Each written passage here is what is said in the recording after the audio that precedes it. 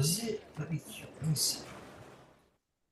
You tell me, because you're probably gonna be able to see it by sight and know for yourself. Oh, gross. This is what I was doing. Never mind. I'll do this. Anyway, that's to say that today would be the session for it. So if you want to send me that link, I can Sure. have us a Tailspire placed.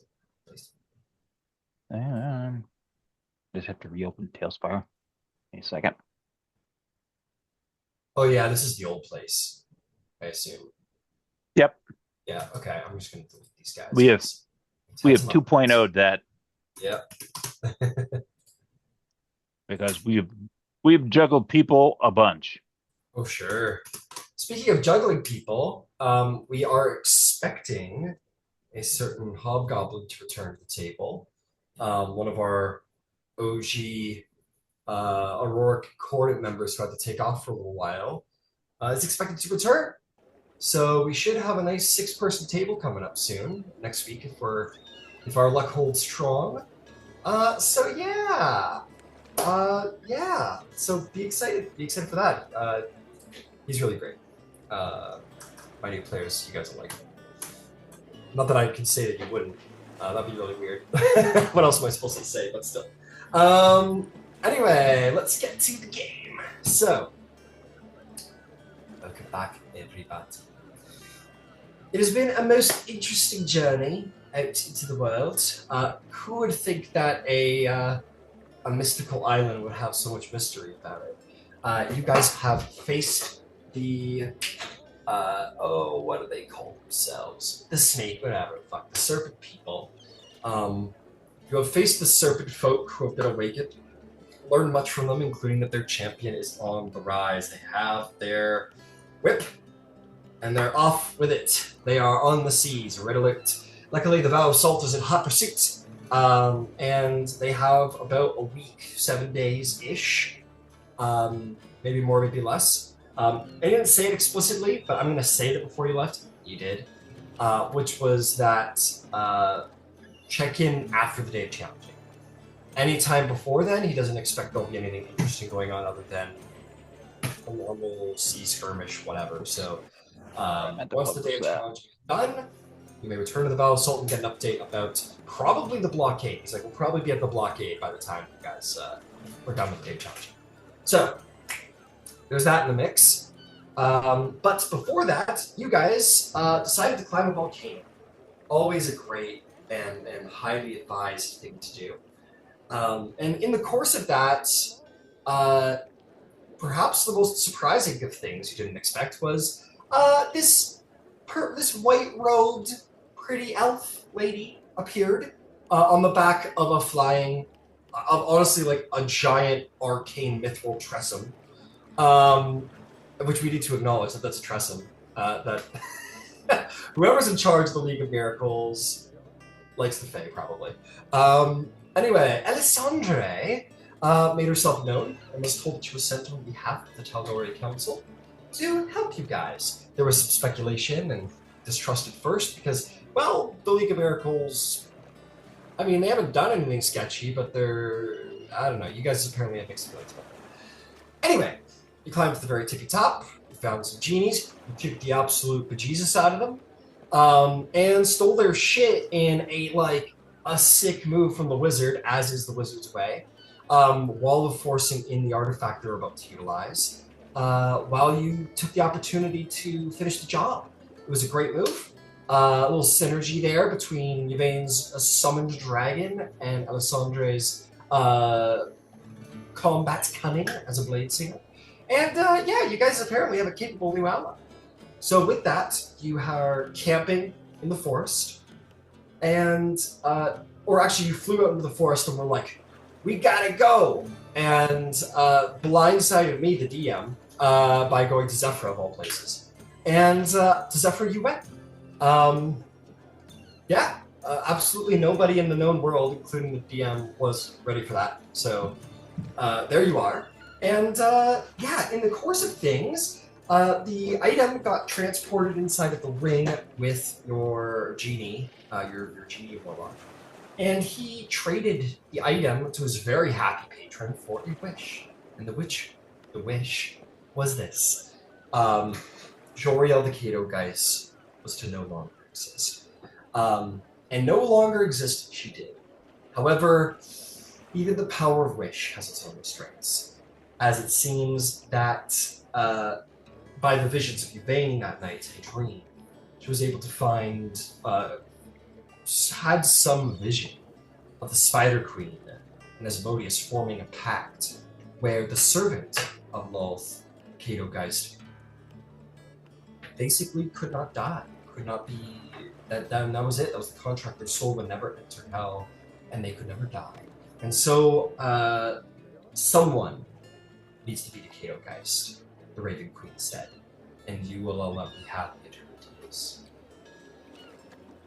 Hero, on the other hand, had a little moment with the patron and had a strange vision unto themselves where they were dragged to the depths, the dark of the sea. For is there a greater graveyard in all the world than the sea itself? How many dead lay in its depths? And Kira was forced to confront those depths. She fought tooth and nail to get away from these skeletons, to get away, but saw that there was a light beyond all of death, and that was the silver of the trident, it seems. Someone or something, maybe Galdrick, considering if he head bumped you for it, was sending you a message. And that message showed what would happen if you failed, the calamity, the seas running red, fish beached on the shore, calamity untold. But you have now all awoken in Zephra. Of course, must mention that Alessandra reached out and spoke to the powers that be, and learned some relevant information. It seems that the spell generally, can confirm that some things worked and other things do not. Joriel is no longer there, and surely the Spider Queen's plans have stalled. Now, it's a matter of what you would all wish to do. One thing that needs to be done is Drysrinn needs to be brought to Emon because training must ensue. The Stormlord's warrior must be prepared. So, as you awaken here in Zephra, what would you like to do on this most auspicious 29th of the month? Quick question. Yes. Did Hero fall asleep? Because I thought I remembered at the end of the last session. Is Hero still on the hill outside of Zephra? Yeah, you wake up in the grass, a little chilled, but generally okay. If there was ever a place to sleep outside, this is it. So you kind of wake up a little. I'm not even going to say chilled because you're a water genasi and the sea is quite a cold place, so you're probably moderately resistant to temperature. So you wake up in a nice, wake up with the sun and the grass. You kind of, being a sort of your past, perhaps you've woken up in a couple of fields for different reasons. You just kind of wake up and stretch and meet the morning. I look around. Is Galdrick still there, or am I just in this field by myself? Unfortunately, the giant moonlit wolf is not coming. He seems to have gone away. Okay. She'll stand up, dust herself off. She'll swing her head and look at Zephra. The threads and everything that she was seeing yesterday. Does she still see it? She does not. Okay. So then she'll note that and then just walk back into town. Okay. Back into town. Everybody else is probably getting up and dusting themselves off and maybe being like, oh, where does someone gotta go to get a bath around here? And they will direct you some hot springs and you're like, fuck yeah. You guys kind of have a nice Ashari morning.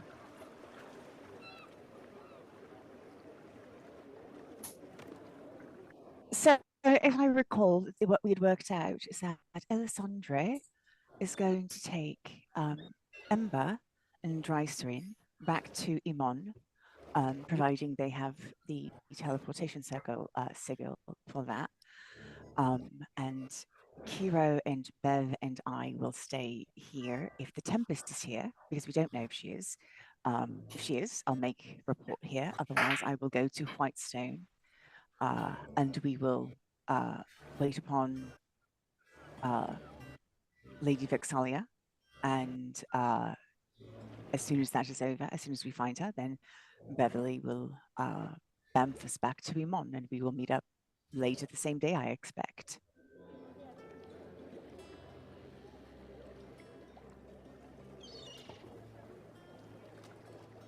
Did that sound right?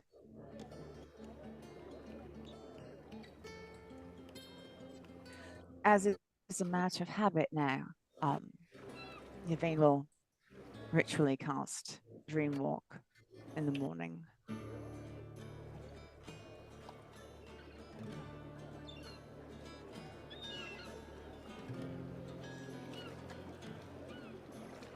Sorry, remind me again. That's you know that you're dreaming, and then there's another part that I always forget. You are able to affect the dream. Okay. So it's basically lucid dreaming, and you become aware if anyone is casting the dream spell on you. Okay. Yeah. I saw a hand from Drysrinn. Does Yevie want the parapet of wound closure back? Oh no. You, Okay. my love, I would like for you to wear that until I ask for it back. You're in the front, so I like knowing that if you go down, you get up and you could do like a little healy and then go back to your thing, in case something weird happens. Sometimes weird shit happens. Keep the thing. Okay. Do you have a birthday coming? Just keep it. Just keep it. That's funny.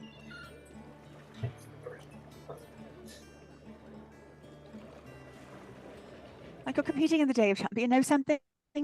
Congratulations, you're competing in the Day of Champions. Please enjoy this as a gift because I know that you work really hard. There you go. There, just take it. Consider it a permanent part of your inventory. I will take it off of mine.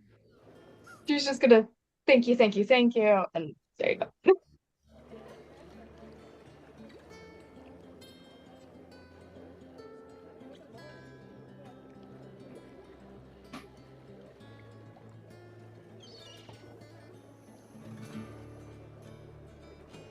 Okay, so are we doing this thing? So just to be clear, Yvaine, Kiro, and basically the Zephra team just wants to see if Keelan's here before you go over there potentially. You want to just try and figure that out now, just in case she's not here? I do not. Cool. I'm going to go ahead and let them leave first. Fair enough. Okay. So you guys will, some of you might salute. Kiro, Drysrinn, and Ember, Drysrinn, and Alessandra, as it sounds of things. Alessandra, you have teleportation circle, so you would definitely have the Emon circle if you wish for it. Yeah. Alright.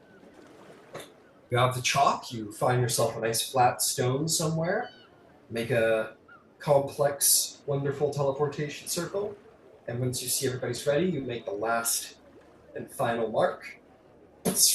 Energy shoots up into the air, and you might all walk through it and return to the Traverse Junction in Emon. So with Team Emon gone, why don't we just stick for the moment? We'll just stick in Zephra for the moment. Why not? All right. I didn't know what point I found Yvaine because Hero didn't know where you all ended up. She just kind of wandered away. So she just wandered until she found someone that was like, I know where they are. Okay. I'm gonna just wander around, see if we can figure it out. Heck yeah. Somebody remembers to come get. I mean, well, didn't you follow us to Longhouse? I felt like you followed us to Longhouse and then you left. I might have. Yeah. I can't remember. I can't remember exactly what point I just trailed off. Okay. You trailed off before the Longhouse. You guys were gonna go beeline to Corin, and Kiro disappeared before that. All right. Okay. Wait, we got directions from Monty though, didn't we? Yeah, you met Monty before you went off. Yeah. If she got directions and she knew the general direction that they're going in, she'll go in that direction. I'm assuming. I mean, unless they leave from the room that they're in, I'm assuming she sees Ember, Alessandra, and Drysrinn before they leave, unless It they're is- teleporting from. No, Zephra is not the. I mean, it's a huge mountain range, but the actual settlement of Zephra isn't a very large settlement. It's not too hard to be directed to the new guys in town. There's not a lot of visitors to Zephra. So yeah, you easily receive them for after everybody else is gone. Oh, Zephra's got 1,300 people in it. Is it Not bad. 1,300? Oh, I'm so sorry.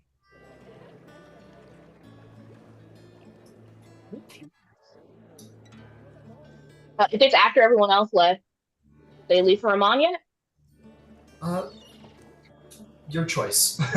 Yes. It is- Oh, sorry. No, sorry. that was Kiro asking Yvaine. Like once she Oh, my found it after they apologies. left, like Kiro asking Yvaine, did they leave already? No, you're fine. I should have specified.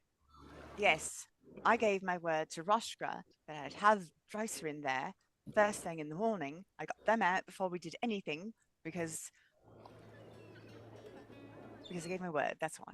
So anyway, if we're very, very lucky, Drysrinn is oh, we really do have to get back to Emon tonight. She's gonna beat the fuck out of Roshka. Fun. All right. Watching everyone, I mean. So let's go find the Tempest. After you? So we're just gonna see if she's in town, and if she's not, we'll head directly to Whitestone. Okay. Yeah. If you ask around, people will say like, "Oh no, the voice of the Tempest. She doesn't spend she spends some time here, but she's always off doing something." And like you get general confirmation that she's not here today. It's more or less what I expected. So, I'll tell you what. Alright. Roll me an insight or investigation check to see if you can track down where she is. okay, thank you.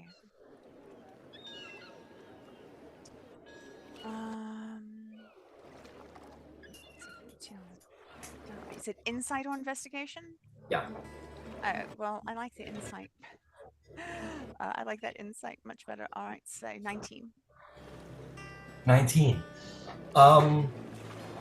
You would hear from what it like you're a Shari, so you know that the elders are usually in the know about important matters. So one of the elders will tell you that she received like a message last night, or actually she basically hurried off to Westrip last night for some reason. She seemed like there was something very important going on there, so she left. All right, good to know. Thank you. Beverly, darling, do you know how many times you can bump today? Let's see. All of them, 3 times. Lucky day.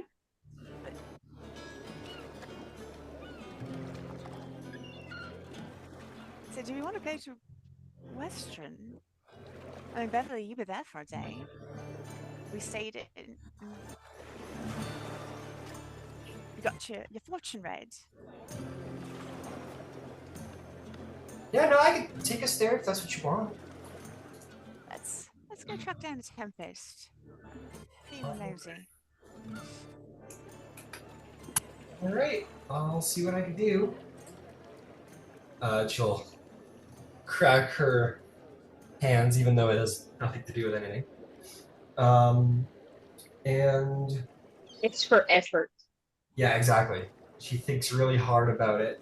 She goes, I don't know if how much thinking about it actually helps, but like, I spent a lot of time there, so I'm pretty familiar with the place, so this should be fine. It should be fine. And you guys teleport.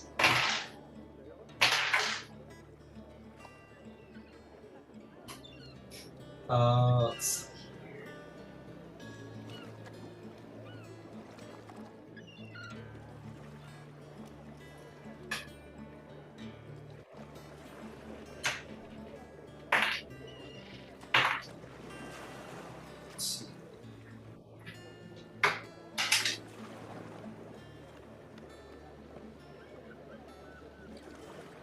You guys,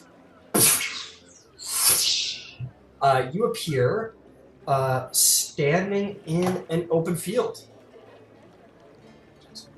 No, this isn't right. Oh, come on. What the heck? Oh, actually, no, my apologies. You're standing in the Bramblewood. Like, there's no place like the Bramblewood, Yvaine. And while Kiro isn't going to immediately recognize it, you and Beverly certainly will as you see the very dark, gloaming, haunted forest vibe. And it's immediately reminiscent of the Bramblewood. And Kiro, all you know is like spooky forest from like fucking South Snow White when she gets lost in the woods. It's bad. It's gross. Where are we? A little off target. How far off target? I don't know. We're Feels like- staying. It feels like the Bramblewood. So we're near Riche. So Yvaine's going to find Gat Shadow, and then from Gat Shadow orient herself to where come on, You want Norman. to climb a tree? There's a fake forest. You have to climb a tree if you want to find the Gat Shadow. No, actually, I won't. Kiro, darling, do you have your friend? Yeah. She'll snap and bring him out. Should you have your friend fly up and just tell me where the largest, give me like a direction for where the largest mountain is. She'll summon her familiar, and then she'll just send him. She'll send him 20 feet straight up, and then say find. And then once he's 20 feet up, she'll just hold her hand. She'll hold her hand out and grab onto Yvaine's shoulder, and then go and look through his eyes, and then try to find what Yvaine said, and then try to find where the largest mountain is. Got it.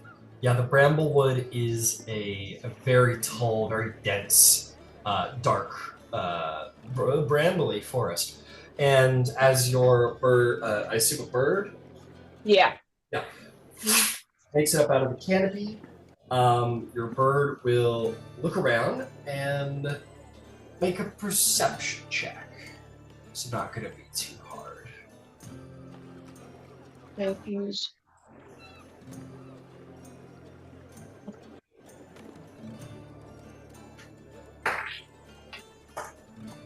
15, 19. Okay. All right. Just checking it out. There you go. You look around and you see this mighty mountain that is like a black spire that juts out of the mountain range. It is, it peaks past the clouds. It is a very large mountain. It has that very Nightmare Before Christmas sort of like hook at the top. It is a dark, spooky looking mountain. And sorry, what was the total for the perception? 19. 19.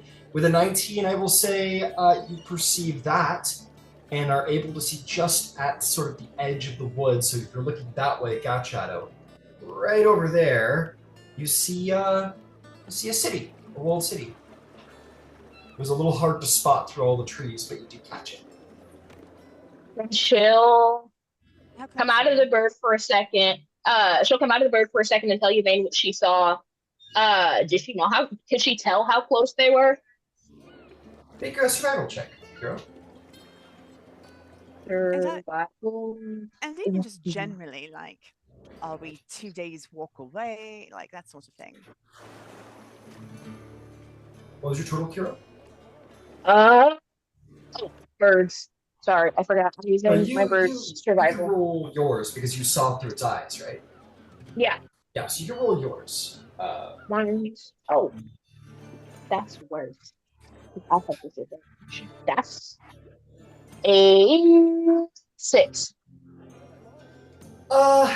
You're not perfectly sure, but like, you think you could probably get there in like a day, or less than a day, maybe like half to a full day, something like that. You're not a Where man survivalist, Kiro. You don't know. Oh no. All right. So,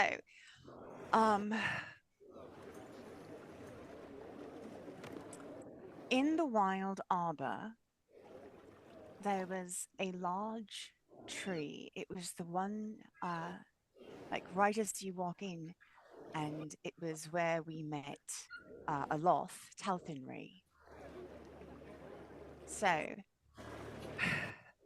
I will open up one of the trees, cast my thing, and boy, do I hope we find Tempest, because otherwise we'll probably have to go back to Emon. I don't know if Beverly would remember. Well, no, she was with us in Whitestone. So you're going to wait. You're going to the Wild Arbor and Bastion? In Whitestone. It's in Whitestone. Not Whitestone. It's in Western. Okay, cool.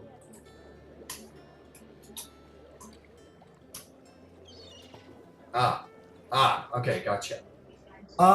Yeah, you open up your little tree door, and you tree door through. It is worth noting that a certain doppelganger is still following you guys around. I mean, I don't know why they wouldn't. And yeah, you guys make your way through, and you will step out of the temple in Western, the Wild Arbor. This looks better. Yeah. I can only do that once a day. So I can also do it again tomorrow. Let's see what we can find. We will want to go to let's maybe start with Lysandra Carlos. So I will leave, and we'll start making our way towards where the Lord Mayor's. Okay. You make your way towards the Lord Mayor's residence. God, why did it go loud? God, I'm trying to find it. It's fine. I gotta put the dumb place, man. It's fine. Okay, you make your way out. Oh, there it is. There's the freaking nature temple. It's got fucking trees all over it. Yeah, you walk through this nice little nature temple and make your way out. It does have this like one large tree growing in the center. Yeah, it's definitely dedicated to the Wild Mother, to Melora. And you make your way out onto the streets of Westrun. It has been quite some time since you've been here. You as well, Kiro. You were here once before.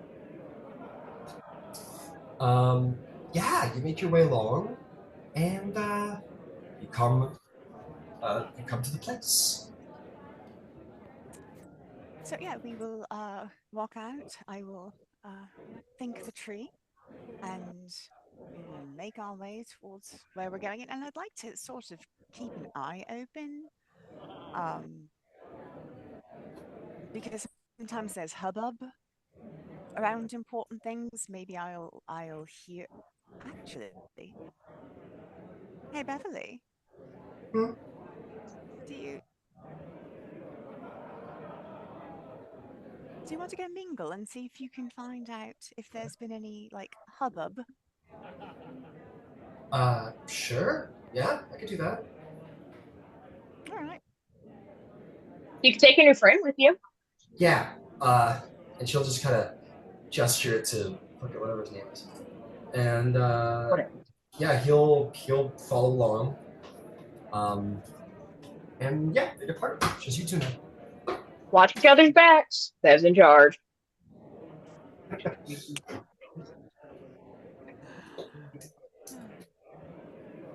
See, I think she's going to be very good at this. So, like, we can just sit and sort of make small talk while she goes and does this. She's just hasn't been feeling great about herself. I think having a friend helps. I think that's why she's as excited as she is. Yeah, I agree. So you guys just like hang around and wait for her to come back. Yeah, we figure it won't be that long. Okay. You guys will probably you can get like breakfast or lunch or something because Breakfast, please. We'll go back. We'll go back to the inn. We'll go back to Wolf's place. The Amazing. sunset, something or other. The sunset. Yeah, you head back to the sunset something or other, and because I can't remember what it's called either. God. Trademarked. Oh God.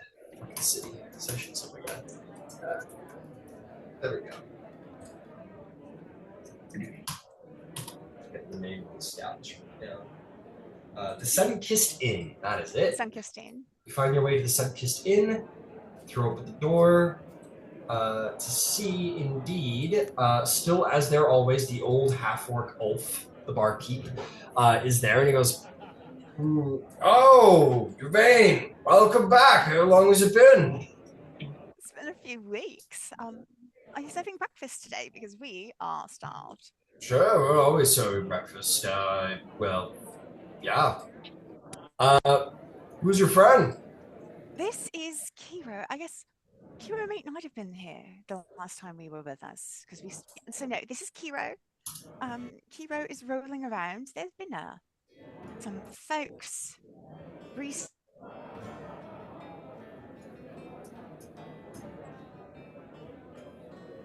Do or anything seem strange or amiss here lately? Yeah, there was a whole thing going on. Yeah, there were some people.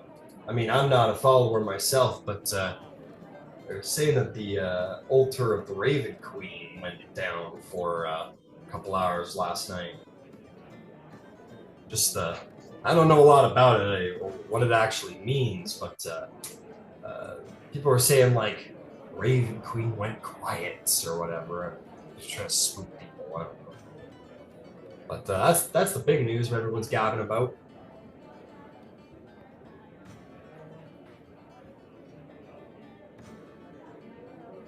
We're gonna take our breakfast to go, and she'll put the and one for Happy.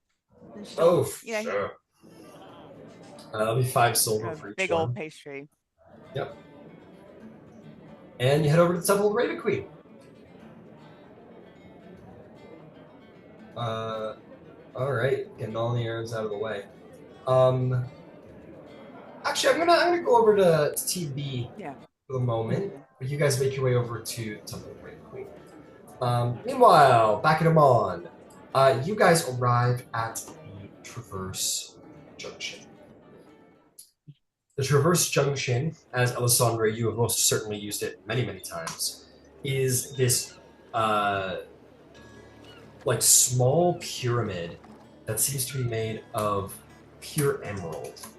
It is covered in magical runes. It's inscribed with tons of teleportation sigils that are half blocked, but are complete. And these telemagi are, very into their teleportation circles. And as always, if you ever have a teleportation circle sigil sequence that is unique, they would love to have it, and they will pay. So, you guys step out of the Traverse Junction, no longer needing to rely on the mages themselves, but now having apparently somebody, as long as you can supply them with chalk. And, you guys can make your way down the street. You're back in Emon.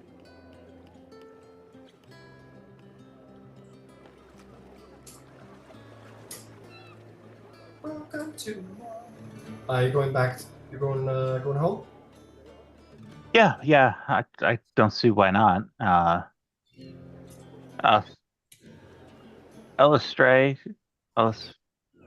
I pronounce that correctly?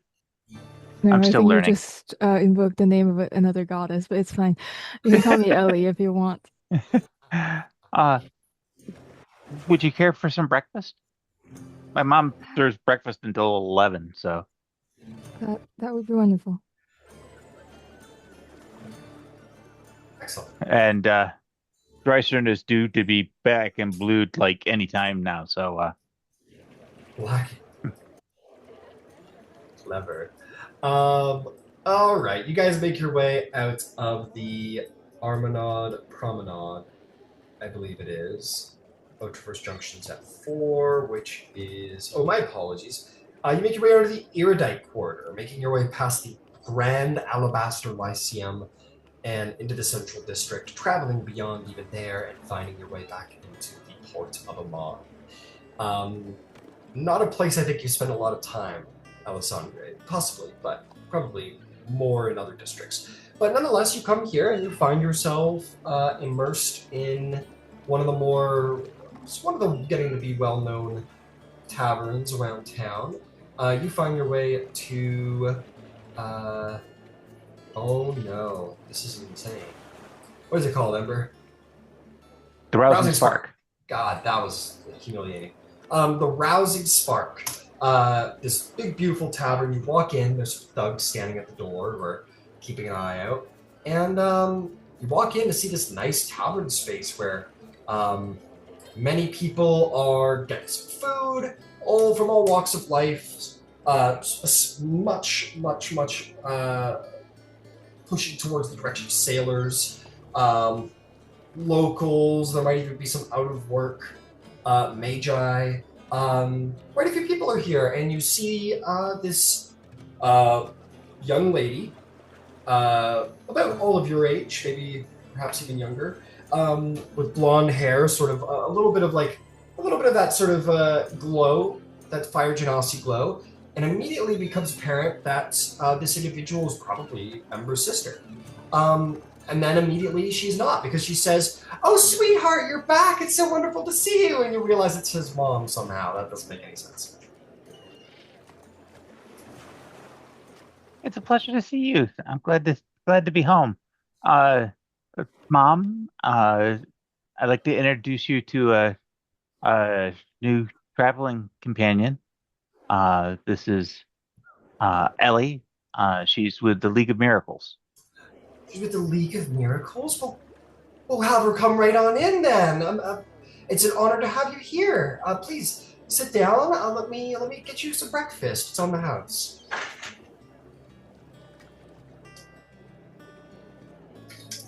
And she will feed everyone, including Drysrinn, including you, of course, Ember. From this party, she never asks for coin, and she will happily feed you all a delicious eggs and bacon breakfast with some fresh baked bread.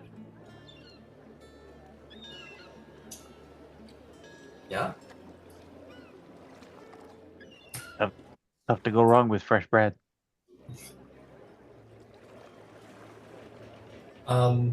Alessandre, someone's going to approach you in the bar, actually. In fact, it's going to be two people who are going to approach you in the bar.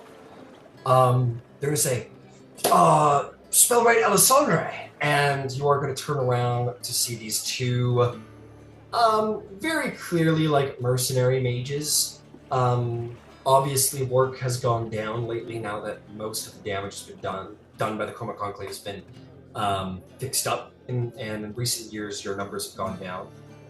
And they come up to you and they say what you've gotten many times when you go into random bars.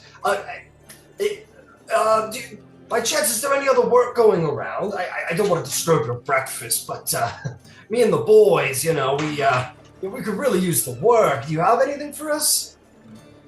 It's really no trouble, but I'm afraid I am currently not in charge of any hiring projects. So if you head to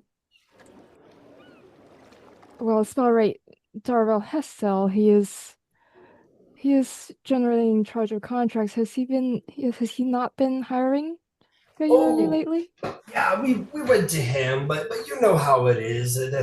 There's only so many contracts and so many mages, I was just wondering if maybe you had anything, if we got on top of anything for you. I don't know. I thought I'd go right to the source. I see. Unfortunately, I do not believe I have anything. Go ahead and make a persuasion check to see if you can let them down easy. Yeah.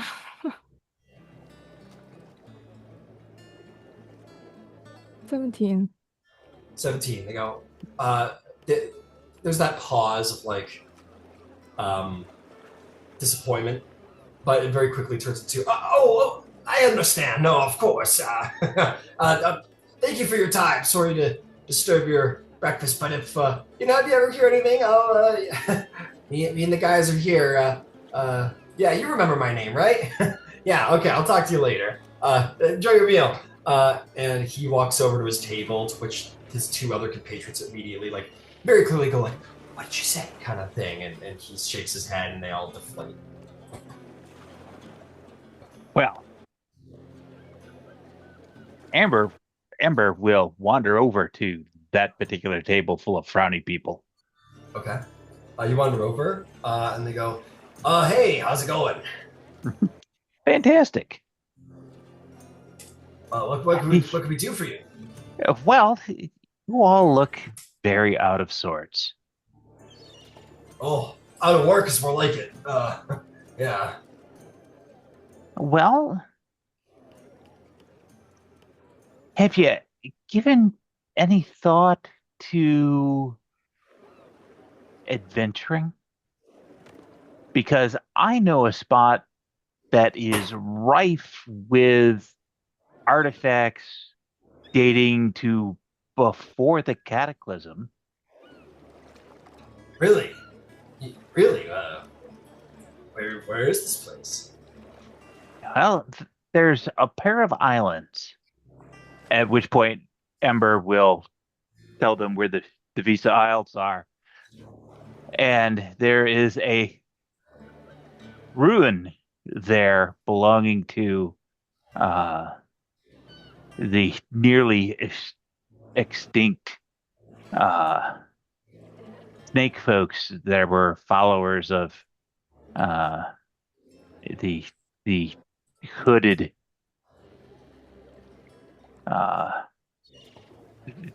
dark god, and there's a lot of wealth to be had there. Oh. They all look at each other. At which point, Ember will reach into his bag and produce, as an example, this fantastically ornate elven harp. Ooh, they go, oh, wow. You got that from them ruins in the Visa Isles? Yes, I did. Oh. We just got back today. And frankly, the only reason that we came back is we had more than we could carry. Oh, wow. There's plenty more to be had. Would feel bad trying to hold on to the whole thing. So if you are looking for an opportunity, there's one. All right. Hey, thanks for the tip. I don't know if we have the money to charter a ship, but hey, maybe we could go talk to Jonah. Maybe, oh yeah, they start talking amongst themselves. They go, oh wait, who's that one guy in town? That one one guy with the money. He goes, oh yeah, yeah, the mage Jonas from Westerland. Yeah, no, he has some coin in his back pocket. Yeah, maybe we could go ask him. And they're like, yeah, no, okay, thanks a lot. Hey, it's an opportunity. And they'll pop up and they'll go see if they can find somebody who can front some money for a charter.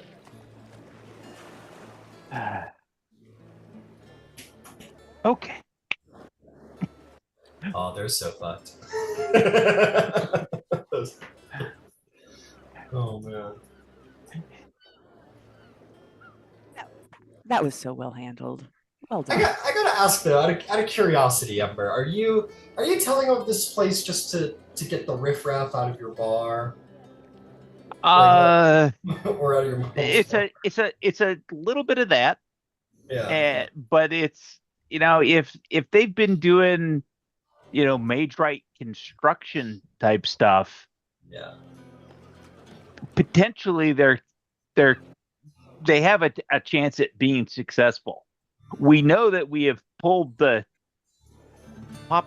head on the snake, so to speak, with the king and the high priestess being offed. So Yep. any extra disarray that can be thrown into that fire is only good for us. Yeah, that's fair. I would worry for the safety of said mages, but we'll who knows? It'll be fine. Says Kiro. All right, fantastic. You guys have some But food. I told them the entire thing.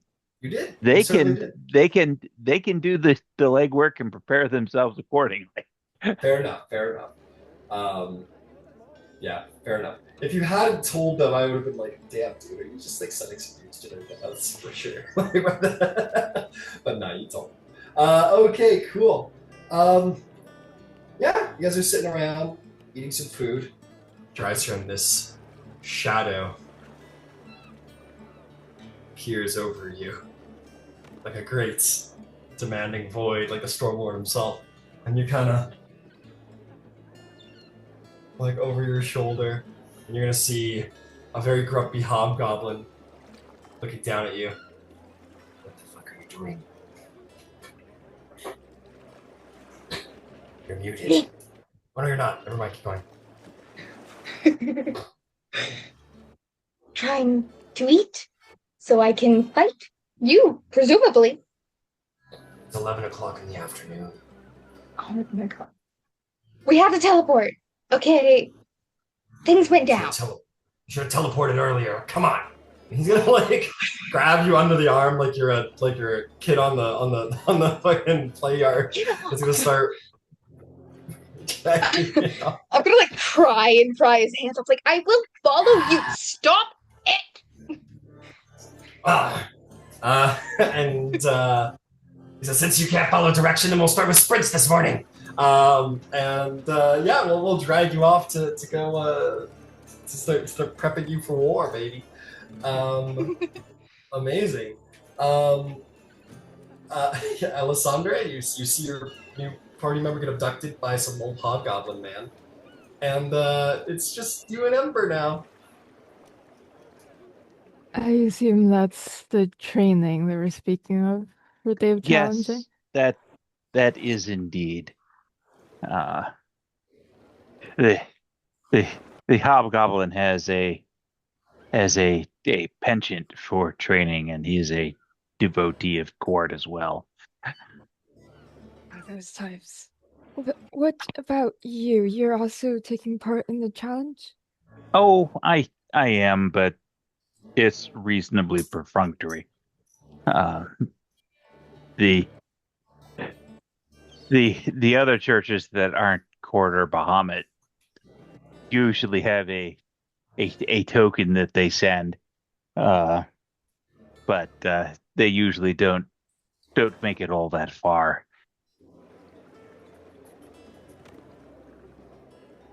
I'll give it my best shot, but yeah, I was about to say it would be fun to at least try.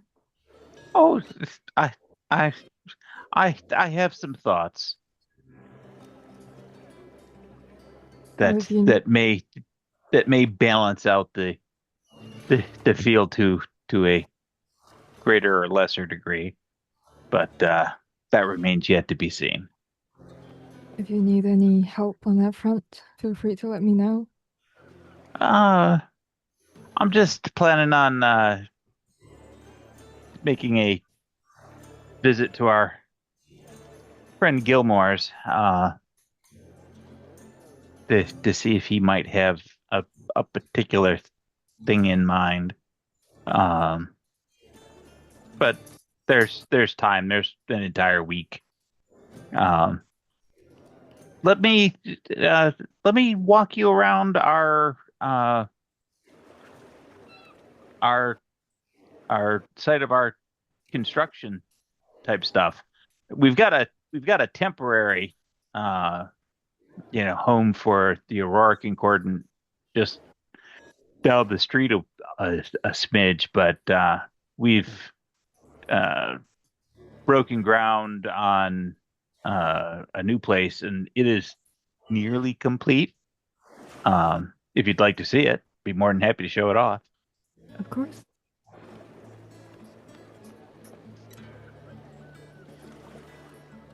Okay, yeah, you head out. I will say, Alessandra, as a fun side note, you are very much aware, and probably were one of the individuals spoken to about the commission for the Aurora Concordant Bastion, so you're very aware of that project. And it's near completion. But you, in the meantime, you make your way over to the home front, if you will, and yeah, you're kind of showed around. You meet some of the staff members. There's a big old fur bulk outside who tends the gardens. They do have a military staff, people working in workshops and maintaining storehouses, and a room is probably pretty immediately made up. Is made available to you. It's a cramped room, but it will serve. I think I have a mind to say, Alessandra, that you probably have much nicer quarters somewhere in the city, but as like a rental apartment situation. And like as like a fun side note, being member of the League of Miracles, I bet you could have had them quickly do like a rush order to like put your stuff in there. Like it's like a fun like, oh, just so you know, like I already had built me part of the Bastion, put all my shit inside. If you don't mind. I'm sure you could. And I was going to ask, you know, how long do you expect that you're going to be assigned to us as a liaison? Because if it's going to be for kind of an open-ended period of time, it would make sense if we were to find a spot in our new location. You know, I don't know if your contacts could expedite a spot. There's, you know, a couple of small remodels that could be done on this space and this space. I was told that it's for as long as this little Pantheon disturbance lasts, so indeterminate amount of time, but I am sure I could call in a couple of favors and see if they could make modifications to your bastion. Well, and that would be fantastic. And you know, our facilities are your facilities. You know, welcome aboard, because God only knows how long this is going to be, but I suspect that it might be a while. That's a fair assumption, unfortunately.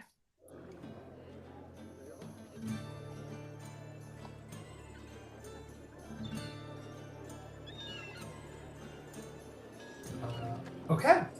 So while Alessandra's getting the lay of the land, and you probably hear under the floorboards the sound of, you know, things getting thrown around, the banging and smashing as Drysrinn is training in the art of how to make your knuckles as calloused as possible, as quickly as possible. I mean, you have scales, but still.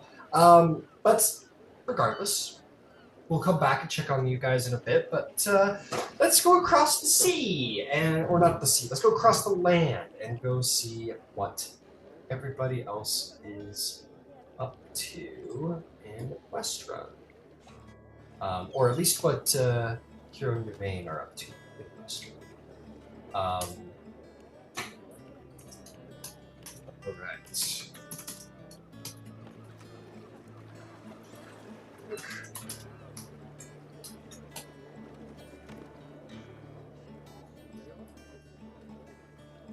As we get to the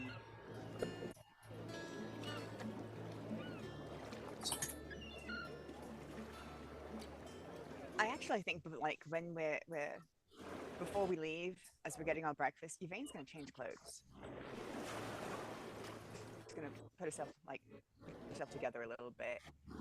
But what she wears is this midnight blue, almost black. Frankly, it looks like assassin's robes. She was sort of thinking about how Jor-El dresses when she had it put together. You're dressing like Jor-El, Black Mothers? That's leather and cloth, but that's what she wears when she's gonna go do penance to the Raven Queen, and that's probably what's going on. So, she doesn't tell you that part. She just, for what it's worth, I mean, she just looks like a hot dry right now. But yeah, as we're gonna go, all right. Beverly knows this place, so I will leave. I'll leave a little note for Bev, telling her to she can look for us. She can look for us at the Raven Queen or at the Temple of Bahamut, whether she would prefer to meet us. And I will leave a nice little tip for Ulf. I'll give him 10 gold to give that to her. You're giving Beverly a tip for 10 gold? No, I'm giving Ulf a tip. Oh, understood. For being, for doing Understood. He's not a mailman, Yep, fair enough. Fair enough. Okay. So, there are some folks you're about to meet. Some folks indeed. It is a busy place for once in the Temple of the Raven Queen here in Western. You enter within to see the Grave Seer and a number of acolytes present. They are conversing with quite a few individuals, actually. You are going to see, first and foremost, an old pal. Alistair is present on the scene, and he seems to be accompanied by two individuals. You see this dwarven individual who definitely is dressed rather darkly. She's older, though. She wears a amulet of the Raven Queen, and she definitely looks like a cleric. Not like the temple cleric, but like an adventurer cleric, like one who gets into some business. But she's much older, very experienced old dwarf, is at the side of Alistair. And on the other side is this gray-bearded, sort of pulled back into a top knot, middle-aged traveler, adventurer. He has a sword at his side. He's dressed in all of the adventuring leathers you'd expect from an experienced mercenary. Very Geralt of Rivia, frankly, to the point where his eyes are actually like yellow, not slit like animal slit, but they are yellow. And this guy just like screams like veteran explorer. Like to you guys who get what adventurers look like, this guy's like, oh, this guy knows what the fuck he's doing. But to the regular man, it'd be like, oh, he's some strange, shady guy, old guy on the street. They are, both of them, backing up Alistair as they talk to the Graveseer. And, of course, there is the Lady of the Hour is also present. You did come to the right place, it seems. You see, with a long cloak of fall leaves, dressed in white sky blues that show off these like beautiful tattoos that she has across her body. She has red hair, freckles across her face, and these large antlers that come out of this big beautiful circlet, and bears a staff that is made of wood, comes to a very concise curl, and in the center of it is floating a magic gem. This is a very decorated, very immediately, just upon appearance, powerful druid, and one not hard to recognize by the larger people of Exandria.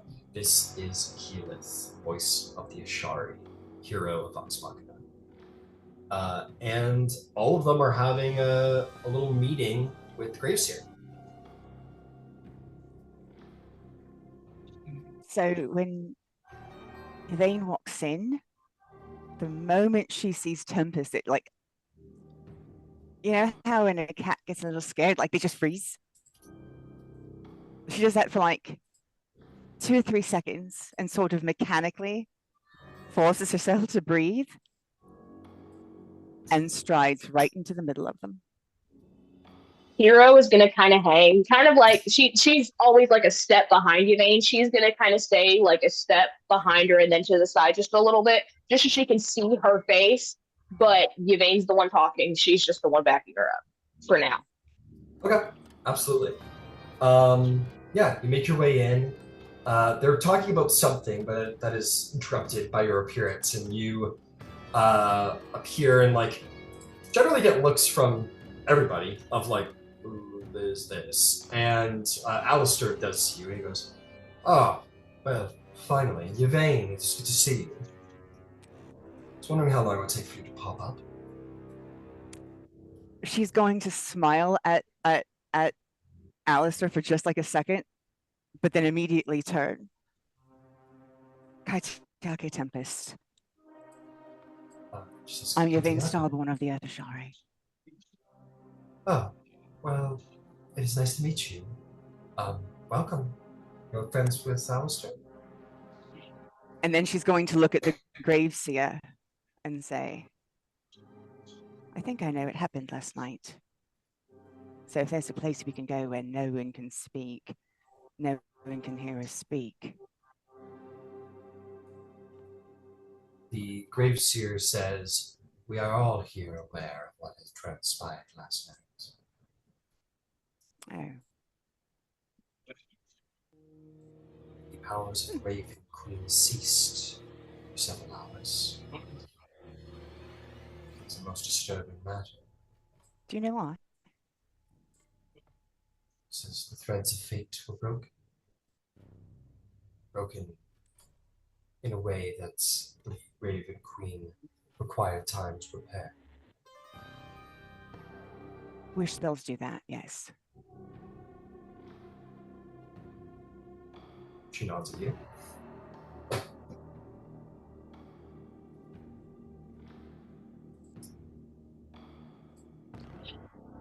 How open, how exposed, like, insight check, how exposed are we? Because she is very hesitant to speak in an open church. There is the people who I have described, and then a couple of other acolytes of the Raven Queen who are moving about the temple. The Raven Queen temple is not a popular place to visit. A necessary one, but not a popular one. So there are just people hanging around, as far as you can tell. So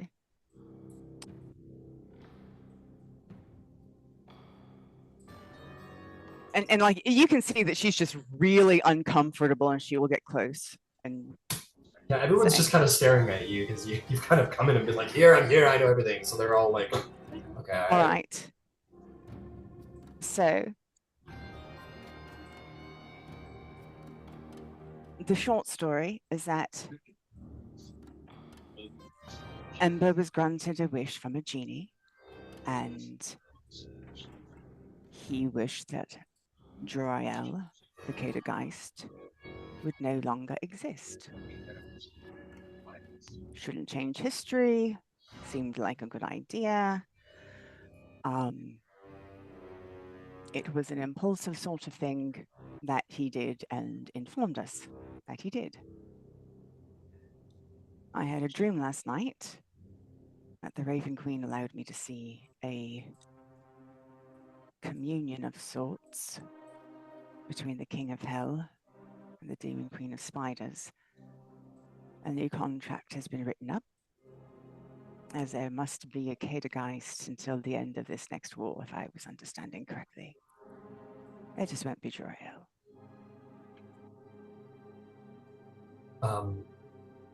Alice was like, okay, can we roll it back for a hot minute? I know you two are having a conversation, but what is this, Cato? What are we talking about? Okay, do you remember the murder, Sheila? You know, you had described something called a murder shield. I thought you were mostly joking. No, all right. So the gods the betrayer gods as well are putting together their forces for essentially what is going to be this. The betrayer gods are making a second bid at the calamity. I've told you this already. Yes, you told me this. All right, so what is the Cadogeist?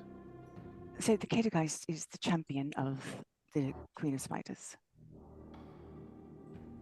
She is the result of, apparently, she was the result of a contract between her and the King of Hell. Anyway, maybe the original one didn't count for wish spell because she wasn't supposed to be able to die, but she did. And apparently that has set God forces fixing the weave. Ember just did it. I thought it was a good idea too. We didn't know. We are truly sorry. The grave seer will say, what you witnessed is a gift, it seems, but it is not recent events that you would have witnessed. For what you saw was events that have already come and gone by the elements of years. You witnessed the creation of the humans. Could you repeat that? I'm sorry, I couldn't hear you. She said, you witnessed the creation of the Cadogeist. What you saw was not recent events, but events that have come and gone. Joriel is gone though. We confirmed that. There will be a new Cadogeist. It will just be someone else. Yes.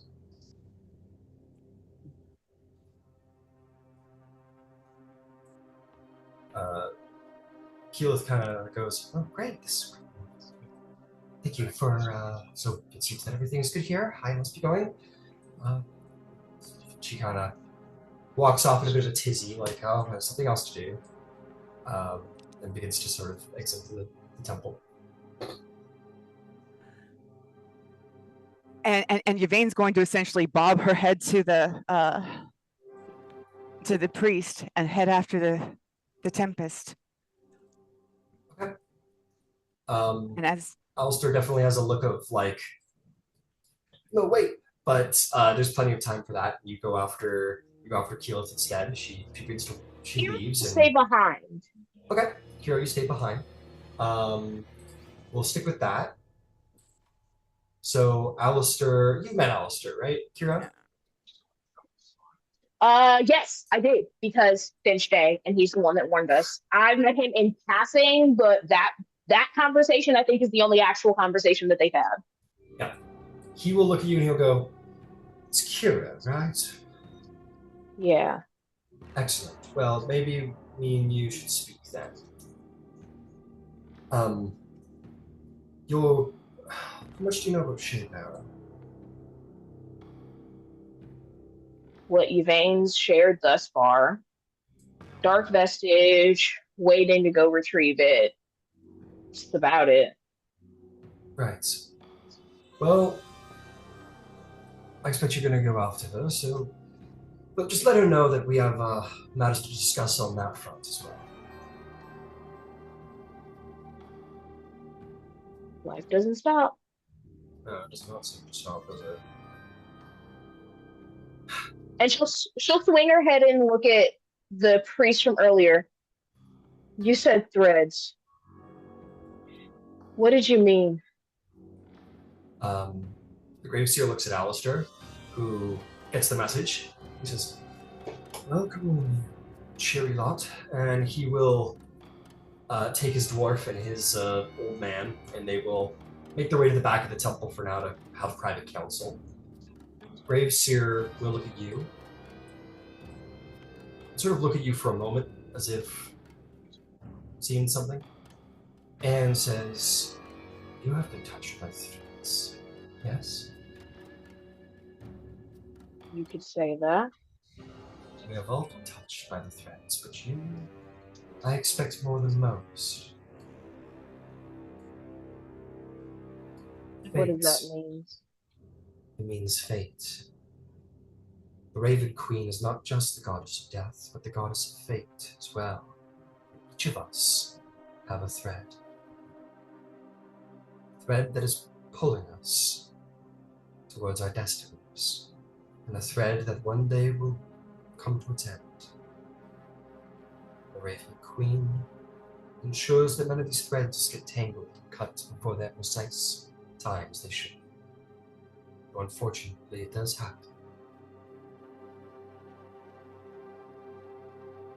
You seem to me a person who has had their thread cut once. Long time ago. Well, yeah. She protects them. How? If she's stuck behind the divine gate with the others, how? Just as all the other gods do. She relies and has faith on us as we do in her. Paladins, clerics, champions, warriors, warlocks, all bound to the goddess of death, one way or another. You are aware of Alistair? Friends, maybe? Vaguely. He himself is an important agent of the Raven Queen's will, as are many of his associates. The gods cannot act directly upon this plane, but they can grant us powers and insights to act upon. And there are many who are gaining an increasingly alarming amount of visions and powers. It seems that the weight of this world is growing ever uneven, just as it did when the dark god rose that Vox Machina stopped.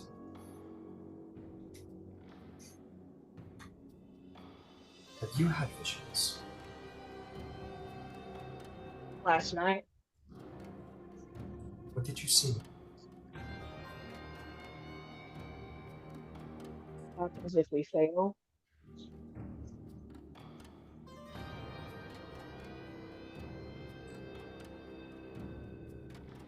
I think I saw a way for us to win.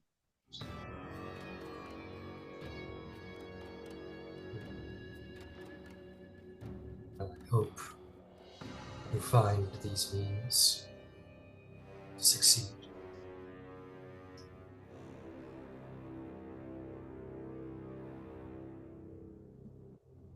If ever you need anything from we of the Raven Queen's clergy, we stand ready to enact her will, and to aid those who would do the same. Thank you. And she'll... No, she actually will. She won't get all the way down on one knee, but she will kind of incline her head and she will actually bow. To the graves here? Or to the altar? Like of the Raven No, Queen itself? to the priestess, and she'll say thank you, and then she'll bow, and then she'll turn and kind of pause for a second, and then start walking out to try to find Yvaine. Okay. The graves here accepts your bow very, very stoically, and just kind of moves about the room. You see the great statue for a moment as you pause. And then continue, if that is your wish.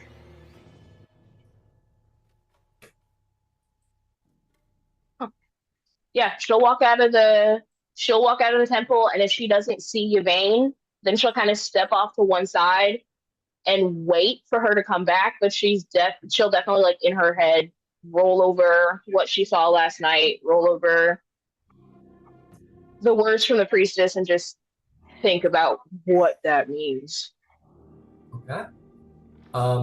Undoubtedly, you'll see her upon the exit, as she will have held up the voice of the Tempest as she's making her way out. You kind of catch her at the door, Yvaine.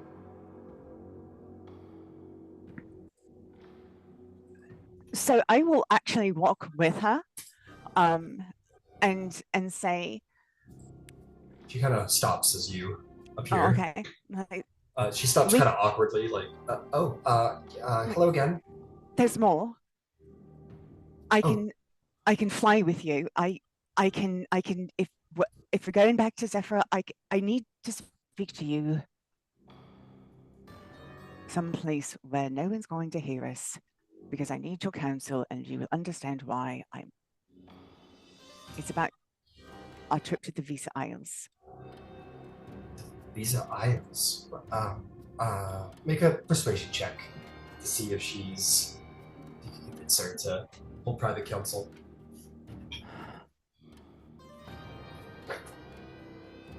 18. 18? You know what? I'm going to throw a 4 on it from the. An 18 is enough. Okay. It's okay. She goes, sure. Yeah, I have some time.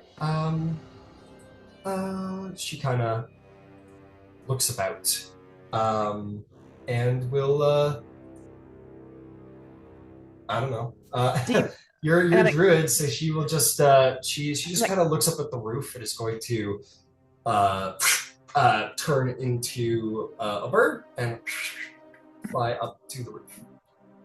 So never mind, Kira. I will do the same. You will have completely lost track of her. So you guys will fly to some nearby flat rooftop that is easy enough to stand upon. Kira knows that the temple is where Bev is coming, and Yvaine is most likely going to end up back there at some point. So she's just like, I'm just gonna wait. Okay. You just follow Keyleth, and she just flies to some like temple back garden across the street, maybe like in the Bahamut's temple. You just like fly to some little place, and she turns back. And she says, okay, so what is it that I can do for you? All right, so just to make this quick, above the table, I am going to brief her on the entirety of the Visa Isles mission, and what I'm going to, including like the fact that the champion is south and that he has the entire report. And then I'm going to say, the reason I needed you here, in case that wasn't apparent, is because they have plans and maybe have already infiltrated members of government. I don't think you're corruptible. The Tal'Dorei Council? Is that what you mean? I don't know that it's the Tal'Dorei Council. It didn't translate easily. They just said government and by the sea, so it could be Whitestone, and Emon would make more sense, and that would be the council. But you can narrow it down to that. These particular creatures they turn themselves into, they pass for us. Like, not all of them are completely snaky. Some of them pass for us. She rubs her head. I know. I'm sorry. She says, I'm sorry. What do you... No. You don't have to be sorry. I've got a lot going on. I know. Point me in a direction. Tell me who to dump this on. You're working with the Tal'Dorei Council. Dump it on that. I mean, or what are you doing? Are you busy? Yeah, I just... Thank you, Tempest. I've got it. Thank you. I can't do everything. I can talk to the... I mean, I can't do the shard and all of this.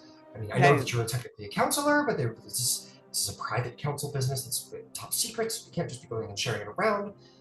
I don't want the air shard getting kind of open conflict and it's below, out in the north. And I just absolutely fine. It's fine. I promise I will take care of it. I didn't mean to worry you. I just... yeah. And that's okay. You just doing your job.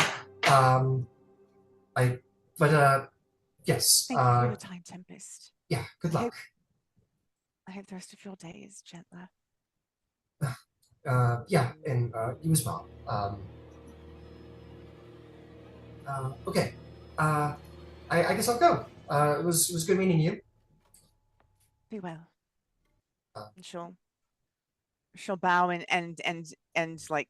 like step away and then turn around because she's clearly not comfortable saying no or going away. So Yvaine will excuse herself, trying to make it easier. But also trying not to be rude because she doesn't want to be rude. Wow, these two are so much awkward together. Yeah, I mean, yeah. Well, we know Keela. She's a ball of anxiety and self-doubt. So you're, you guys just panic at each other for a hot minute, and then she will do the super, she's been given a leave of the, and she will literally turn into an animal and fly away, try and get the hell out of the social encounter. And she flies and turns. And as you're coming out of the temple, Kiro, this bird appears and turns into Keyleth and goes, "Oh, hello again. Good luck with everything. Sounds like you have a lot on your plate. I've got to go." You too. You too. Come on, Ozzy. And this large Goliath steps out from the shadows and will walk away with Keyleth. It's good to know we're not the only weird people. Cool. And if you show up again, Yvaine, okay, you appear.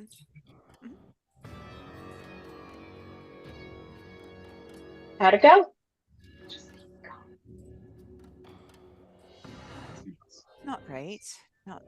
It's really not any different than it was. I mean, I still have to because I just. Yeah. All right. I do need to talk to the Graves here, and then we can go fuck off somewhere. You also need to talk to Alistair, and she'll lean close, like as close to. She'll lean really close to Yvaine's ear when she says it. It's about Shape Arrow.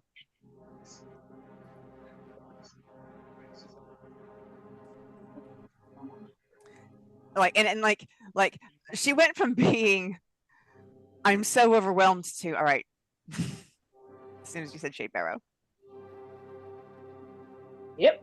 I will put forth that Keyleth would have said like she'll look into it. Like she definitely takes responsibility. You're like who do I put this on? She's like Tal'Dorei Council, but like I guess I'll look into it. And so she definitely like puts forth the idea that she's like you've given this to her. She will investigate. And then she flies away. And what Yvaine because what Yvaine got from that is like I was about to cast a divination to ask someone just give me a point of contact that I know is not a clone. I don't know what that means. I'm sorry. Yeah. Well, because all right, do you remember the whole deal that they're planning to infiltrate? Yeah, right. Part of that. That's what she's worried about. Yeah, she doesn't. Yeah, no, I know. Yeah. Right. So that's so you went. No, I understand. You went to Keyleth and you said, "Hey, the snake people are about, and they're trying to infiltrate government." And now she's. Yeah. Okay. Okay. All right. Cool. Sweet. So you. Okay, we're gonna take a break from this scene. We're gonna swap back over to Emon. Okay. Let's see here. So, it's going to be kind of a day in Emon. Honestly, it's you've got time. Drysrinn is white knuckle fucking speed boxing and is having a rocky thing going on. A little montage there. So I guess the question today is, there's Ember and Eli anything you want to get up to today?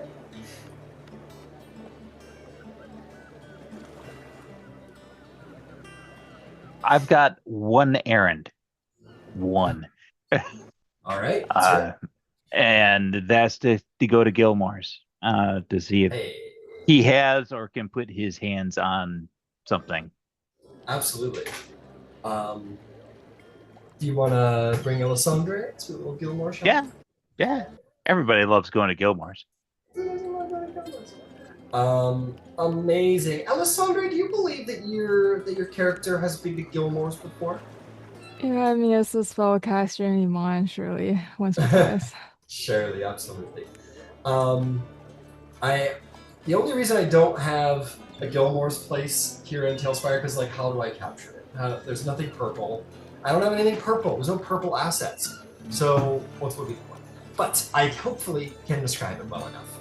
You guys make your way through the streets, and you're going to come to Gilmore's Glorious Goods, the place that you have both been to before. You see this nice single-story corner, street corner shop it is just beautiful. It is sort of like a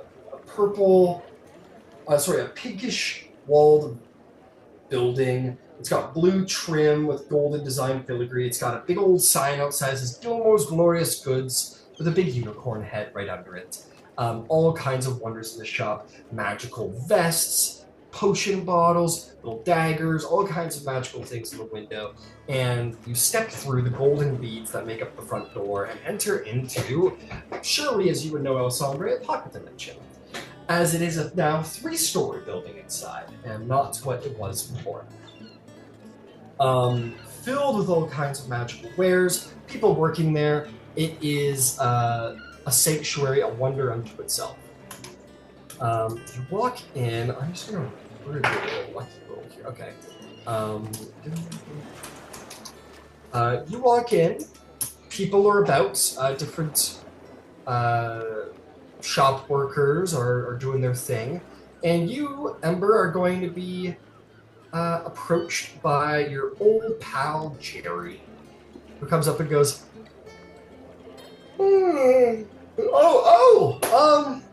Ember, it's welcome back. It's so good to see you. Oh, and I'm so sorry. Oh my god. Whenever I play this character, I actually start yawning. It's engraved to me. And he goes, oh, and Tal'Dorei Alessandra, welcome back as well. Welcome back. It's me. It's Jerry. You know me. How are you guys doing today? I'm doing gloriously. Oh, How well? Great. How else can you be now that you're in Gilmore's Glorious Goods? So, what is it that I can do for you two today? I'm looking for some smoke. Oh, smoke. Okay. We got all kinds of smoke around here. Is anything specific? A bottle. Bottle of smoke. I'm sure we could figure something out for you. And just so I know, what my whole grocery list is. Alessandra, did you have anything you wanted? I was just curious as to if you've acquired any spell books recently that has any interesting things in it, you know? Oh, speaking of, and Ember will dig into the pile of stuff that we hoisted out of the who's it, the snakes people's thing, because we walked away with a spell book in there as part of that, and that is what that has into it. It's not every day, Alessandra, that you walk into anywhere and they're just handed a spell book. And it isn't, if I'm not mistaken, it's a decent handed spell book. It very much is. I don't have any particular use for it, nor does any other member of the Concordant. But if there's stuff in there that would be useful to you, by all means. Thank you, Ember. That is quite an offer.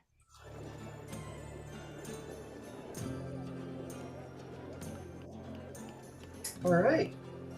Well, let me see what I can do about your little smoke problem.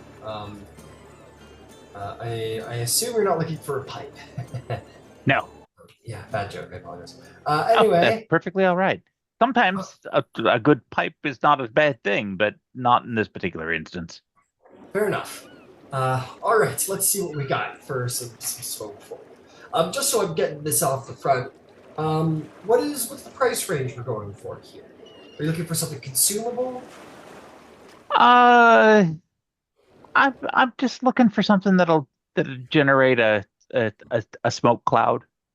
Okay. You know, it's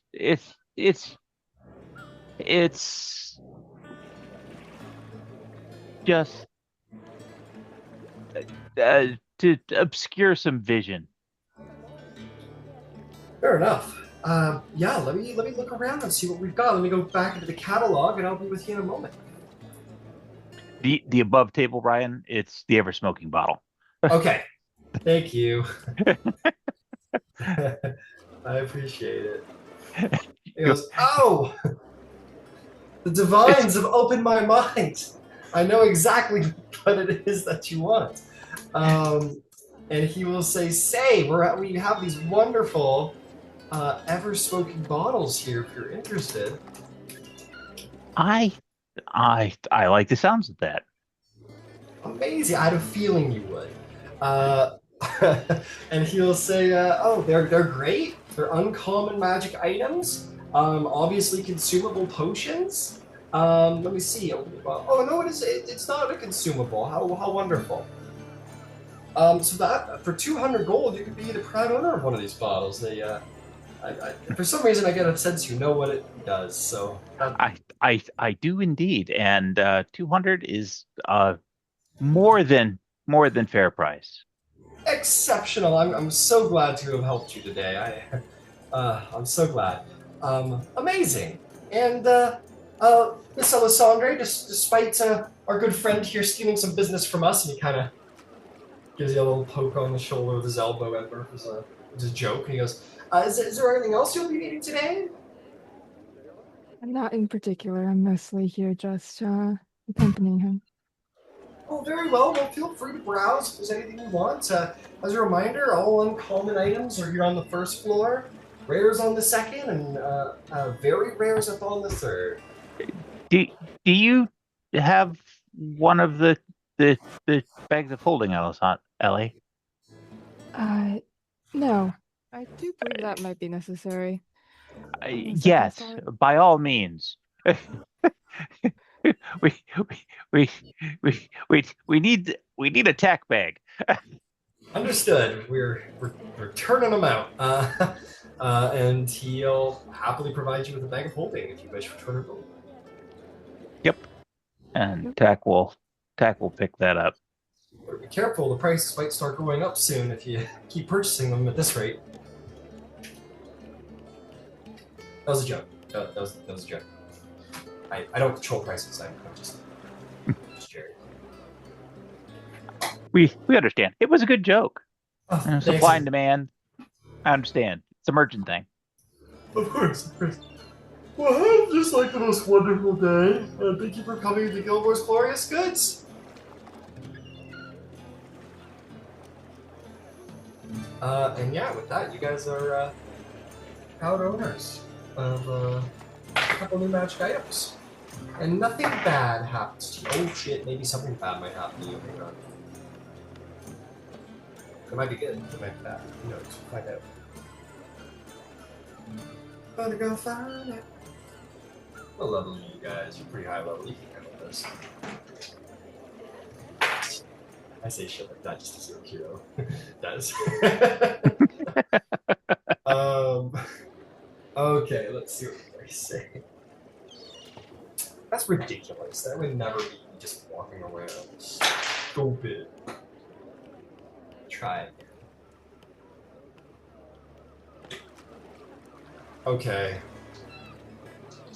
That's terrible. I'm not doing that to you guys. Hang on. I'm trying to find something that moderately makes sense. You find 1d8 plus 1 mimics as you walk down the street. fuck it, everything goes fine. You walk down the street and have a great day. It's a random encounter. You know what? Here's what we'll do. We'll pick a random NPC who walks down the street. I'm gonna go for this one. Is the first one I landed on. Okay, I'll say Ember. As you're walking down the street, and you as well, Alessandra, you're gonna see some posters around. And you're going to see Dr. Drazzle's traveling troupe is coming to town. They're doing some shows in the Laughing Llama Tavern, if anyone was ever interested to go. You see this half-orc with like a big old smile, and he's got a lute in his hand. He's in this crazy ostentatious outfit, and it'll say like... how does it advertise it? Oh, he's got a violin. Excuse me, he's got a violin. He says, the renowned Dr. Drowsel, extravagant fellow performer of Scanlan Shorthalt, will be showing his violin talents at the Laughing Llama Inn. Come get your tickets now. Well, I'll have to go see him. Does look interesting. I have an ulterior motive. You ought to have a second gig in town. I don't even know what your alignment is. It's such a... I don't even know. I'm going to make a new one for you. Okay.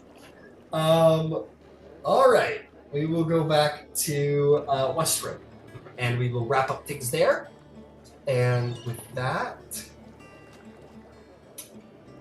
so, you guys walk back into Temple of the Raven Queen to see, Alistair, whatever his name is, Alistair, there we go. Found my words. Alistair and his little troop are off to the side.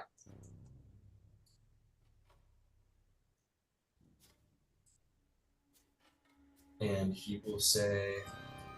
Oh, there you are. Didn't think I'd ever get you back after you bore witness to the voice of the Tempest.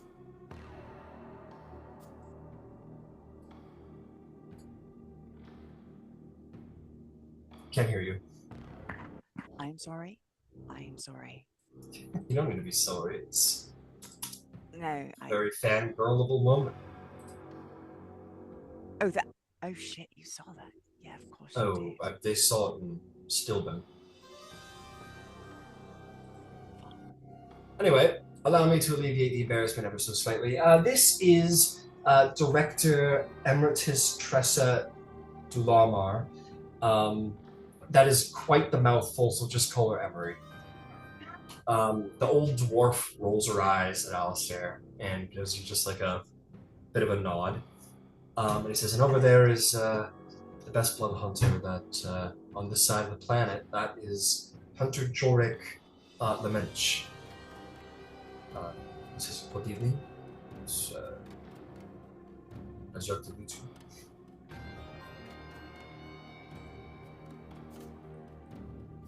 Oh, we have stories to swap. Nods. If she would have just stayed still, I could have just told you all at once. But she... Well, busy woman, I guess. Hard to blame her. But anyway, you can... listen, we gotta talk about Shade Barrel. Yeah. Like I said, you first. Alright. Sick of waiting around. We should go do it. I know that you're pretty hell-bent on doing what the Graveseer says, but as director of the Claret Order, I think I have some authority in the matter as well. I'm not, I am not breaking an oath to you. Okay, so first of all, you don't even know where the place is. No, but you do. No, I don't. Finch. I was gonna look, right? But Finch finched. Finch doesn't even know. Put it in the gauntleted hand and held it like that. There was no so no. The Graveseer knows where it is. She's the only one, and she's not telling. I get the sense that she doesn't actually know where it is, frankly. But I- Jorik may have found a workaround. The Blood Hunter of the Back says there's a member of the League of Miracles in town who is deeply interested in the study of Shadebearer himself. I have reason to believe that he has some idea of how to fight it. I have not been given the approval Mr. to Kravarog, actually. yes? What? Mr. Kravarog, yes? Blaine Kravarog, I believe, is his name? Yes, that sounds right. Yes, we met. I am familiar with him. Alistair says, by the sounds of things, he's about as obsessed about it as you are, so we're thinking that we might be able to, shall we say, enlist his help. No. No, I'm not feeling it. You're not feeling it? There's a vestige of divergence in the basement, you're not feeling it?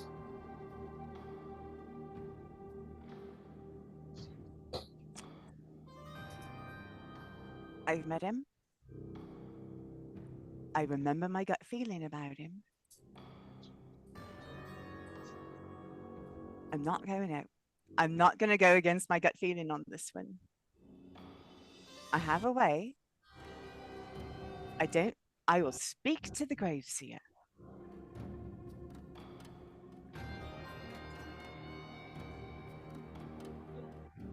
Alright, speak to the Graveseer.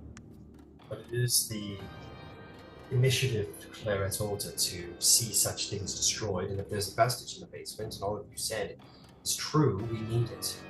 So, I'll give you some time to look around. I'm not going to wait around forever. Alistair, if you feel like you need to go in there without me, I understand. I understand. I feel much better going with you. You know more about it than anyone else I've met. And I would prefer that too. But you can't have both of us. You're going to have to... What is it about this guy that you don't like? Let them go to speak and open. Do you want to take a walk? We can. I'm sure you're both lovely, but I don't know you. He says, take a walk to the both of them. The dwarf sort of scoffs and walks out. Jork seems unbothered.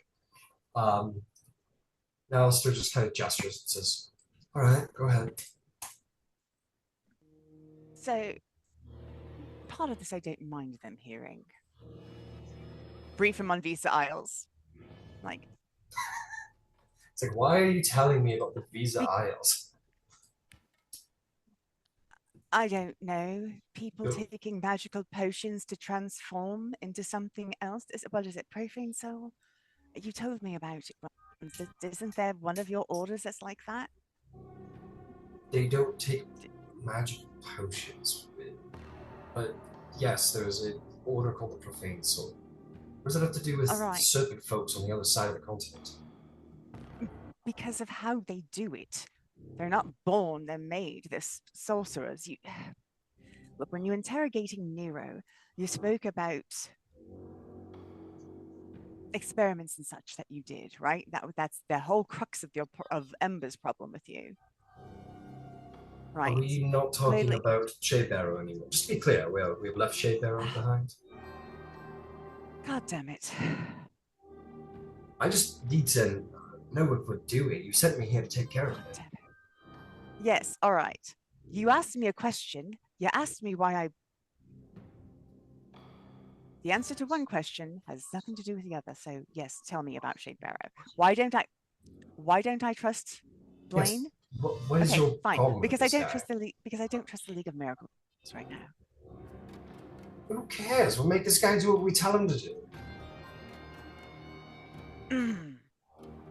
If he's a good guy, he will help us out. If he's a bad guy, then we make him do what we want him to.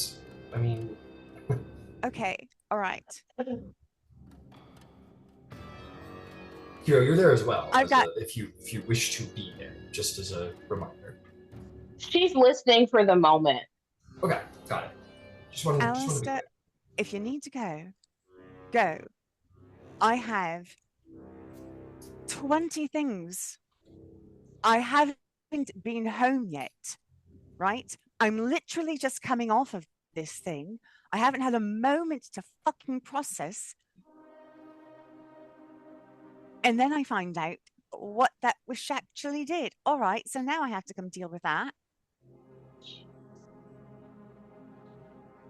So, Like I said, you can... I'm willing to wait. If you need some time, take your time. But, I mean, all I'm saying is we're not, you know, we've got a lead. Okay. Well, I mean, understand. you sent me here to do a job. I'm telling you about the information to do with that job. Thank you. I will speak to the Graveseer. Maybe I can get the conditions upon which she needs me to move. Good luck with But that. no, I'm not delivering Vestige of Orcus to that one. Kira, look at Alistair. Yeah. Why do you trust him? Trust who? This Blaine individual? Why does he want to go to Shade Barrow? What's his interest in it? Well, he's a wizard. Why do wizards want to go into any crypt? Yeah, see, right there. Right there. That's not an answer.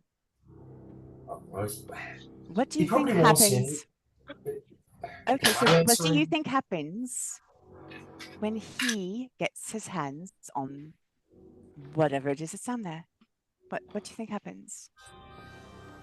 You don't need to talk to me like I'm a small child, Yvaine, and I'm the leader of the bloody fucking blood hunter. Okay, you're right. I'm sorry. I'm very sorry. You are. I am so sorry. You are very correct. It is my job to actively work against necromancers, but sometimes you have to fight fire with fire. So, I don't like this Blaine guy. I would love it if you knew. I would love it if the Graveseer knew. I would love it if anybody else knew, but nobody else does. So he does, so we use him. That's not to say that we hand him evil lore. We use him to tell us where it is, and then we go off and we impregnate the bitch. Take what we want from inside.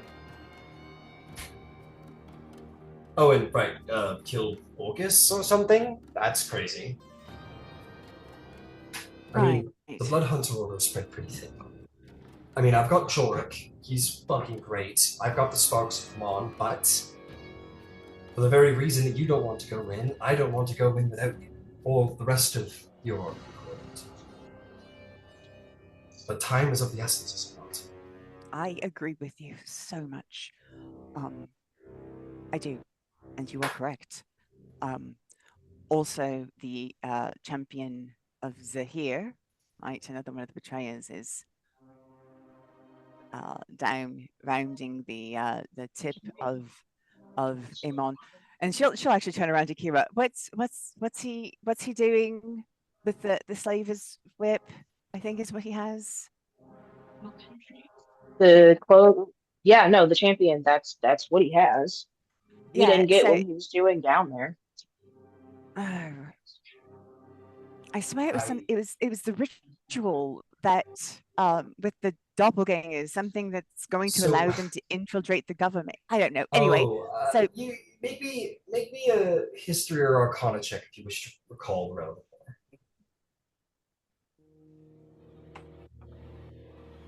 Okay, I've got inspiration and I'm going to use it. All right. Oh, that is so much better. You said history? Yeah, history or arcana. Oh, I think they're going to be the same. Yeah, so that is 19. 19. So the blood ritual that you heard about didn't have anything to do with like infiltration, not really anyway. But it was used to basically take normal people and potentially transform them into these serpent folk individuals, these purebloods. So these purebloods look very similar to normal people. They can't like doppelganger by any means. Like they don't jump into the pool and then look like Vexalia, for example, and then take her spot. But they do transform into serpent folk, these purebloods, these mostly human or humanoid-looking creatures with some snaky bits. And that's like in the path to serpent awesomeness in their religion. That's like the best, like the lesser, the lowest of the low, the least snaky of the serpent people. So what you were told was this guy is going to go do this this tactic, this like mass assassination, where basically he would take out government and replace government with his people. So that isn't to say that he's going to doppelganger anybody. Okay, right. So, as far as you know, to be clear. But the point is, these people pass, and it was about infiltration, not mass force. Yes, but I just wanted to be very clear, just because you were saying. No, I had totally misunderstood. And my problem was very much that they could infiltrate. That's why she hasn't wanted to speak to anyone. Yeah, I completely misunderstood. They can certainly infiltrate, but they can't, like, pretend to be other people. Because we just came up with a doppelganger. All right, so thank you. I'm sorry for misunderstanding everybody, and I didn't mean to waste people's time. I'm so sorry. It's all good. Okay, that was above the table, and also in character. So,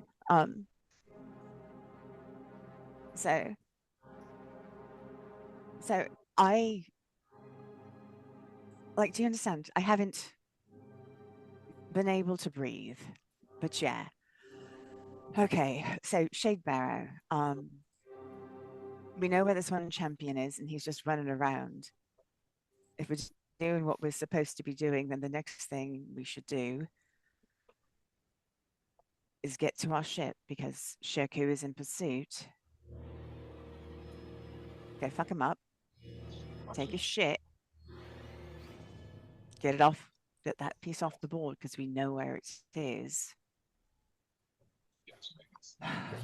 Listen, you got a lot on your plate. I don't know why we're talking about anything on the other end of the continent. I mean, you're in Westfront. It would take weeks or days to travel out there, but I mean, fair enough. We'll just teleport there. Oh, great. You can teleport now? Is that what you're saying? Has that made your life easier or harder, do you think? Well, okay, I have to use trees, and it's kind of cool, but Beverly can just bamf all over the place, and that's it's really cool. It is. I'm not gonna lie. I mean, I can't fly for shit, right? But I can walk through trees, so you know. As the leader of a continental, monster hunting thing, I think I'd be about as much of an anxious mess as you and the voice of the Tempest if I could teleport. It's a blessing that I only have to stick to one city at a time. All right. Anyway, I wish you the best of luck with your mass tactics. It sounds very confusing. It's right now we're expected to do a lot of different things, and absolutely everything needs to get done, and Shadebarrow is one of them. And let me get to Emon. Let me have a moment. Give me a day, right? I'll get back to you. I'll give you something intelligent in a day. I promise. All right. If you consider that you have too much on your plate. I have absolutely too much on your plate, but okay. Why don't you distribute, my friend? Let me take care of this Shadebarrow thing. Do it. All right. I'll let you all know when it's all happening and you can jump on the train or not. All right. And she right before they leave. Wants to give him like a hug. Yeah, he gives you. Yeah, he gives you a hug. There's clearly like anxiety and tension between the two of you in this moment, but he does. And Kira, go ahead. Oh, I was gonna say right before they turn to leave, she'll look at Alistair. I don't say this because I don't think you know it, but in the times that we live in, I think it bears repeating. Trust your instincts. And then she'll turn and leave. Got it. She just gives you, yeah, before you turn, she just gives you a nod, like, yeah, no, like he agrees. And you do. And he will walk and outside the temple, he'll give a very, very like, come along gesture to his people, and they will wander off to go make trouble. Beverly and her new friend will catch up. If you guys are ready, head off to Emon. And the only thing I will say before we go to Emon is I will speak to our new friend and say, all right, I am very frazzled and I am so sorry. My understanding is you were working on a crew of some kind and were picked up and brought into slave camp, yeah? Okay. Do you want to be here? Do you want to be in Emon? What? Are you politely asking me to leave? I can leave. No, you can. All right. So, but you asked my friend. You were behaving like you wanted to leave. And oh, so the giant volcano with the angry fire genies? Absolutely, I definitely wanted to go. I'm much happier here in the city. Right. What if you want to, if you want to stay with us? Of course. Right. I didn't want you to think that we were forcing you to stay with us. But you're welcome to stay with us. So, yeah, Bev, can you take us home, please? Okay. Beverly, cast teleport. And you guys are going to... If I would have understood that properly, I would have gone to Whitestone. We would have still gone to Zephra, but from Zephra we would have gone to Whitestone, instead of speaking to the Tempest. So I apologize. I handled that. I did not understand, and I handled it improperly. And it's all good. You guys... let's see here.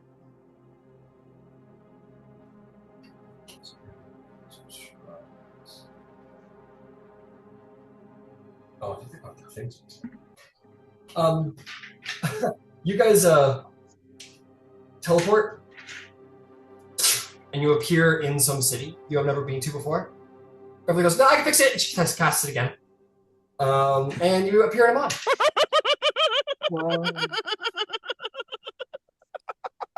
Yeah. Actually, you know what? I'll tell you what. Hero, I think you alone might have been to this place. You see, all these casinos. You're like, oh yeah, this is Kymel. Kymel rocks. It's like the Las Vegas of Tal'Dorei. You're like, oh, this rocks. And she's like, no, I'm sorry. And then you guys appear in Emon. Yvaine's never ever seen anything like that at all, by the way. And she would have been like, yeah, it's just like ding, ding, ding, ding, lights, and now you're back in you're back in Emon. Whew. At which point I'm gonna say it's evening time. As there have been many errands and there's not much to do today, and Drysrinn, you come out. First your hands hurt. You guys are see Drysrinn trying to pick up a glass of water. It's kind of slipping through the fingers, and your hands hurt. Your hands hurt, your elbows hurt, your knees hurt, your feet hurt. All of those major contact points, your heels hurt. They hurt a lot, and you're probably you just walk to your bed and then slump into a bed. Yes, Yvaine? Yvaine will heal both Drysrinn and Rashtra, just as a matter of course. Sure. Cuts and bruises are healed up, and yeah, you get some sleep. Is there anything anyone would like to do before bedtime here in Emon? Hero, when she is in, after everyone goes to sleep and she is in her room by herself, she's going to summon her trident and set it out on the floor in front of her. Okay. And she's gonna kneel in front of it hands on her legs, and she's gonna close her eyes, think about everything that happened, open them and go, if you can hear me, I don't know if I'm on the right path, but I know where I'm headed.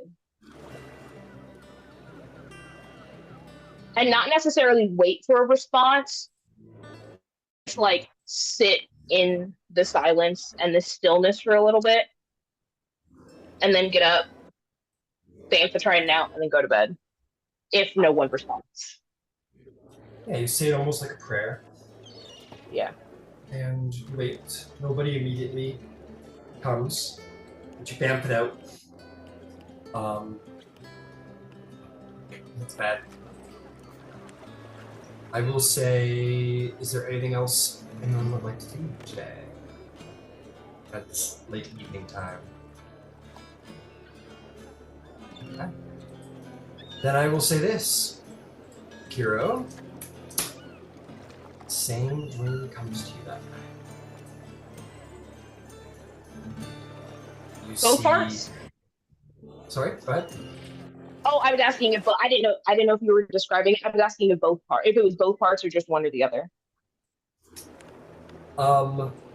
This time, the doom and gloom doesn't start it off. The sort of foretelling of, misery, death, and these things to come. It simply begins with you, as all dreams do, in the middle of the situation. You're in the water, as if you have stones on your legs, falling into the sea. You can feel the water around you, but it is black, brackish water which you cannot see through. And as you descend deeper and deeper and deeper, you begin to hear very faintly through the hum of the water the clacking of bones against each other.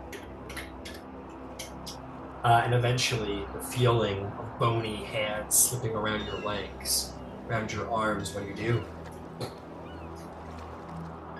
This time, she's gonna breathe. Can she breathe? You can breathe. You are a water genasi.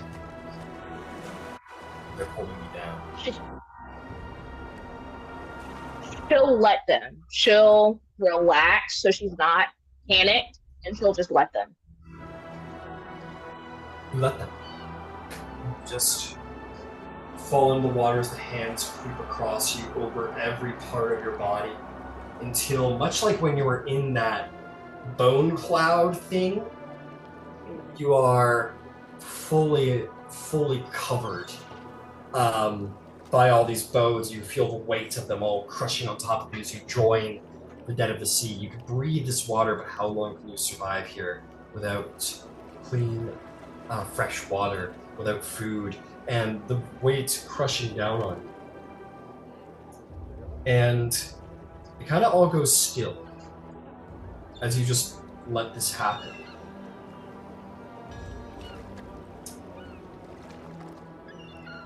And you hear, through the brackish water, words that are muffled by the sea itself. It is rare to find one who fears death so little.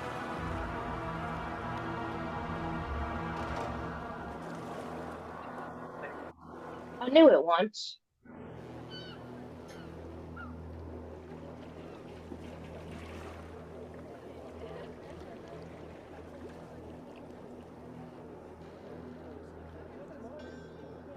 Glow of the trident hums a ways away. She'll look at it.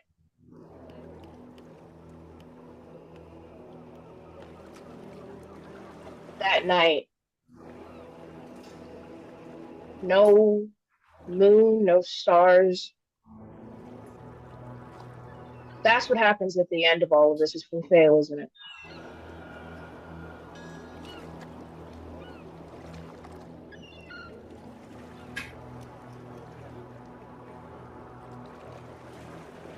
The water is still. Do you believe you'll fail? So I'm so sorry. Can you repeat that one more time? Do you believe you'll fail?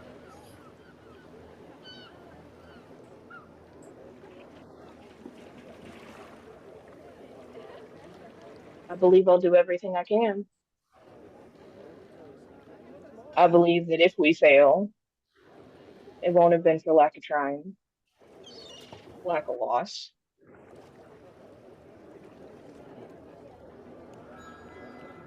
There are those who have such call of purpose that they hold fast and do indeed submit to death, but not before the task is done.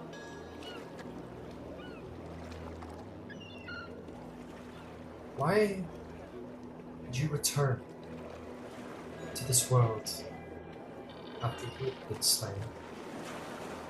You all have a choice. You fell to the sea, but you allowed yourself to rise again. Why?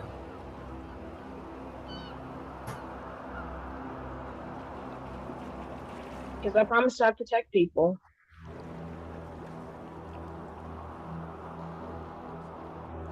There's still things they need protecting from.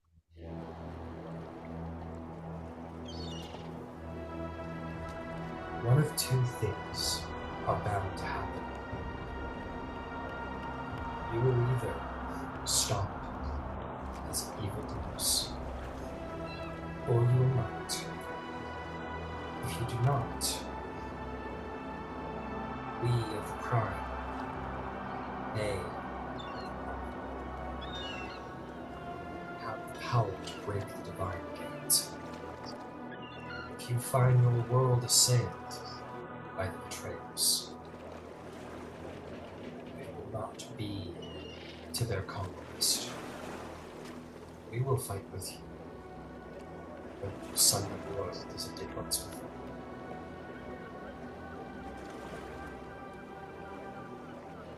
Would you fight in such times as the world falls to utter war, chaos, and divine powers?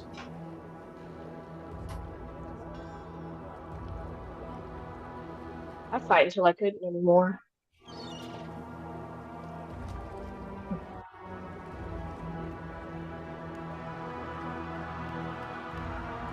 Then what if your body would not fail you?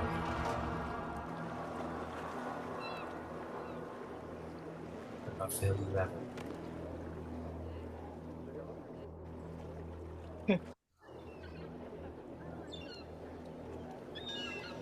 And I fight to keep people safe. To keep everything balanced.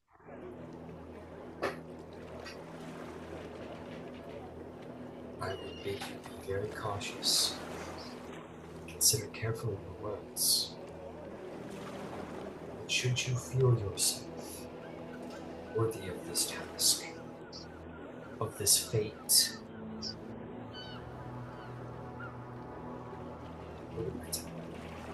come to me. And from there, the glow of the triumph changes to form into a bright white, perfect, feminine mask with black eyes. In the black of the sea is the only light of day. She says, "Then find my temple. Goldrick is a worthy agent of my will. Perhaps it is time I took a second. Think carefully, you who have died in its depths. A visit above still."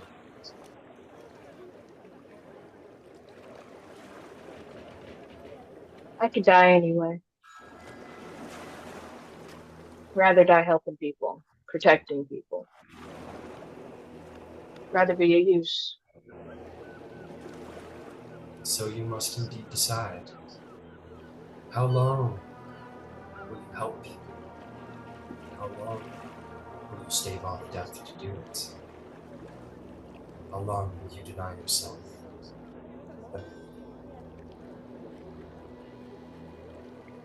Think. Do not jump too hastily, mortal. Think. Be sure. hands grow small in the black. Somehow in this moment, in these cold, watery depths, where there is no light, there is just the black of the sea and that last gleam of silvery light. It is like the embrace of death. It's like the worst thing. You do not have hands around your neck and bones around your arms.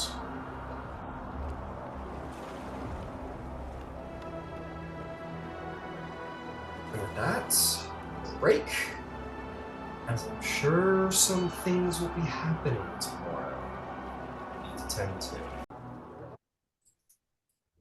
Also, Ryan, I'm so sorry. Can you turn the music down just a little bit? I'm just using different earbuds than I normally use, and so levels are different. Yeah, no worries. I was thinking it was a little loud too. Thank you. No problem in the slightest. Okay. As you guys come out for breakfast the next morning, things have kind of, kind of sitting around the table. You got this new weird guy here. This doppelganger, who's perhaps... he doesn't look like a doppelganger right now. He looks like just some... What does he look like? Probably just looks like some guy you saw off the street of Western right now. He's just like... It's pretty apparent who he is, though. Beverly seems to be thinking that he's kind of an interesting friend. Tally's gonna come up, be like, "Oh, you're all back. It's good to see you all. Hey, Tally. How we all doing? You guys good? We're sailing. Did your trip get cut short? Well, we sailed for a while. We popped back here. We've got some stuff to do, and we're gonna catch up with the boat here in a little bit. Oh, all right. Shit, sure, whatever. I think I got a message for you guys. Let's see here. Oh yeah, here you go. It looks very important, fancy. And it's basically a like it's not a summons per se, but it is a message from Vexalia, basically being like, "Welcome back. We'd love to see you up at the council. If you're in town, want an update." That is like it's a very casual way of putting it, but it essentially says like, "Hello, darlings. We'd love to see you at the council. Always a whole fuck ton of things that need doing. Would love some help. Ta-ta." That sort of thing. Yeah, he says, and with that, Tally would be like, just packing up stuff around here, because we're moving into the new place, tomorrow, so, that's exciting. If, of course, you're gonna take me with you and all, You are absolutely coming with us. All right, glad to hear. Little job security. Fantastic. All right, yeah, just packing up stuff around here. Just let me know if you need it. I think that's it. All right, take care. The halfling will wander on down the stairs. So, what do you want to do today?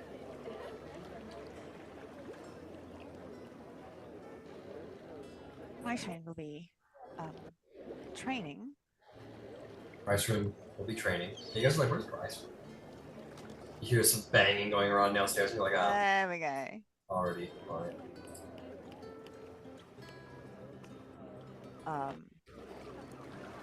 Ritually cast Dream Walk, just because it's a habit. She's gonna do it every day. Oh, I forgot all about that. Yeah, Kiro, the dream spell was last night. If you hadn't guessed about that one. I didn't know. Yeah.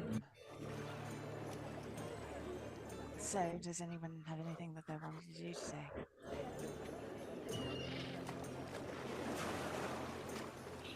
Since we're back in town, why not see if we can find anything on those snake people and the cloaked serpent and see if we can find anything about his champion? Yeah, we probably ought to let Lyceum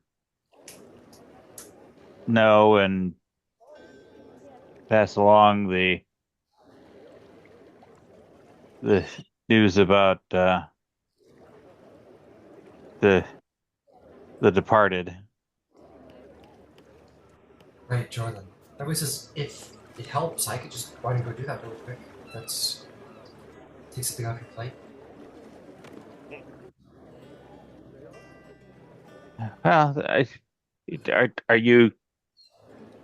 you excessively burdened by giving bad news? No, not really. I mean, no one ever wants to, but no, not. I wouldn't say excessively.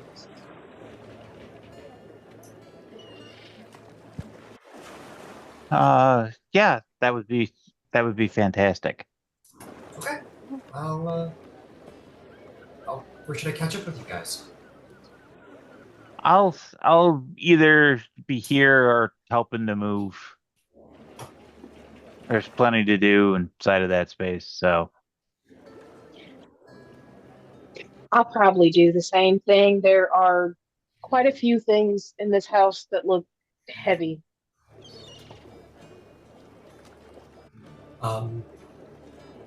Okay, I'll come back. See you guys in a bit.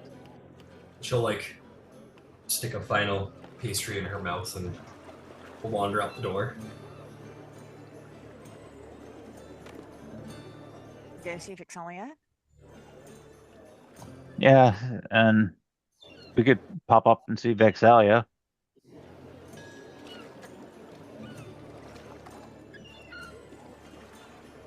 We probably should. Absolutely. At least let them know what we found out.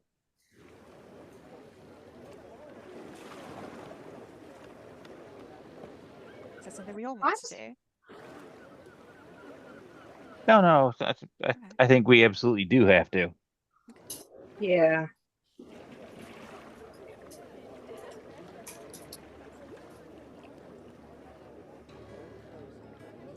Your responsibilities. More power, more responsibilities.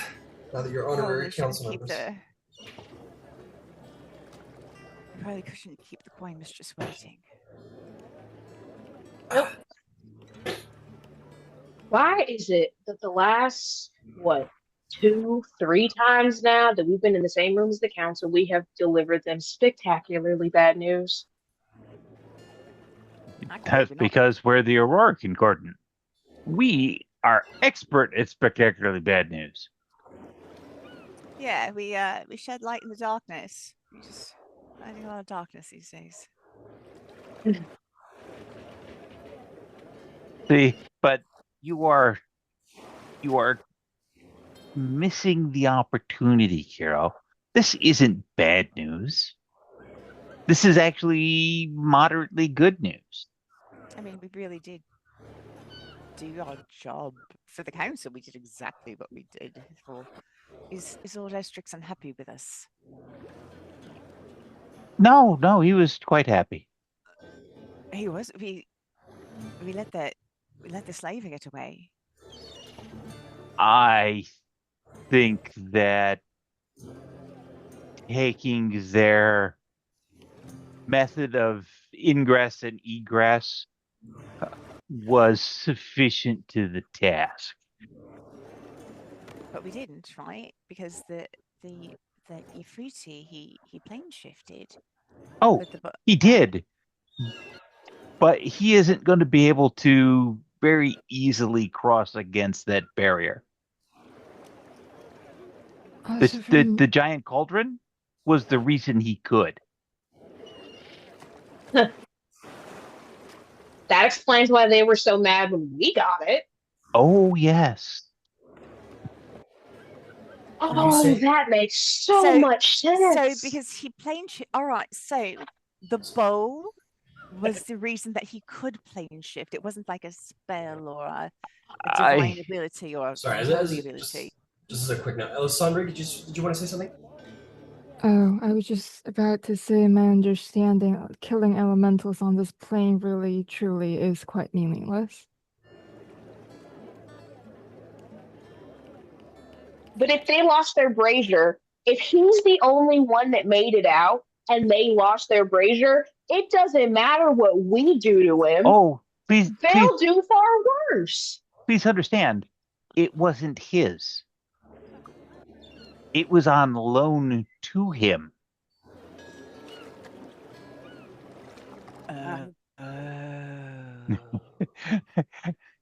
And he returned without it. Wait, no, it's fine. It's fine. May just That's be fine. worse than death and not think of it. I'm No, it's certain fine. that the Sultan of the city of Brass is a forgiving sort. What was your mission exactly? You were trying to kill them? You were sent to kill them? Well, we had multiple to-do items. The first and foremost was that it was a shakeout voyage with Sharku to get us acclimatized to sea travel and what have you. The Visa Isles, we knew that there was some shenanigans going on. And by shenanigans, I mean something not good.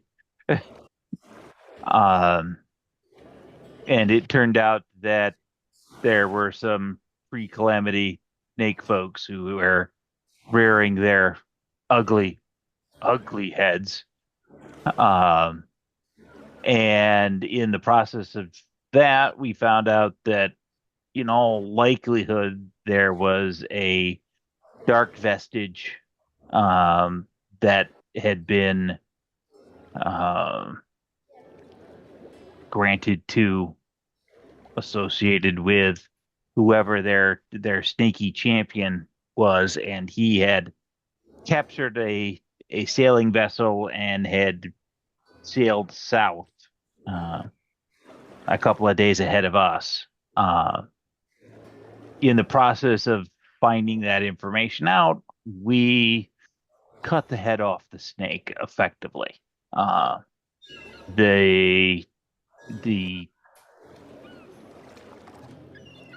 brawling champion who wasn't the champion who stole the boat with the vestige was defeated. The Serpent King was defeated, and their high priestess was defeated, effectively sowing some significant chaos into their ranks. The Efreet were there for business purposes. They were supplying slaves and potentially other things to the serpent folks. My ask from my patron was to send that particular Efreet packing. And effectively that was done. And we left with a token worth taking. We prevented the snake folks from obtaining significant magic of their own. That's what they seem to be negotiating for. And those folks aren't going back, so, well, the ghosty one probably, but yeah, it's neither here nor there. Does that answer your question? It was a little Yes, rambly. No, it was good information. I was just wondering, in fact, because Yvaine, you looked pretty set on killing those Euphrates on this plane. So I was just wondering what exactly were your objectives, because So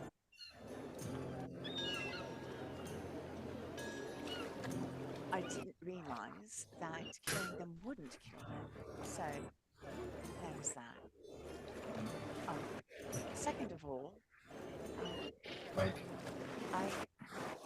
Okay. So first of all, I had no idea, forgive my ignorance, that killing them wouldn't actually kill them. So now I know. Thank you. Also, the Ifriti was a slaver, which I find personally offensive for any number of reasons, which we don't need to get into. But he's been told to stay out of Exandria. And specifically because he shouldn't be providing slaves. So that is why I wanted him dead.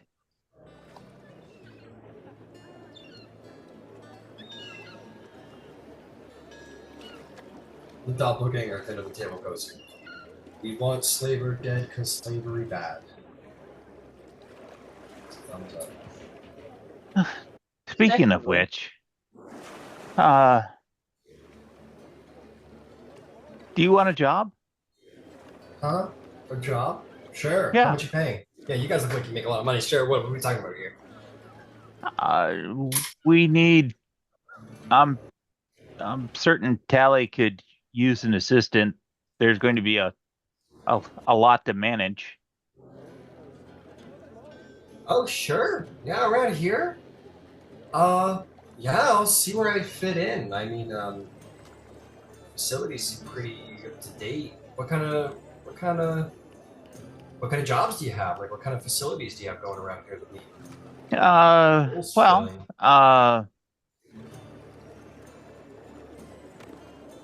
I'll need someone to oversee a gambling hall. We've got a couple of places that have got some crafting spaces.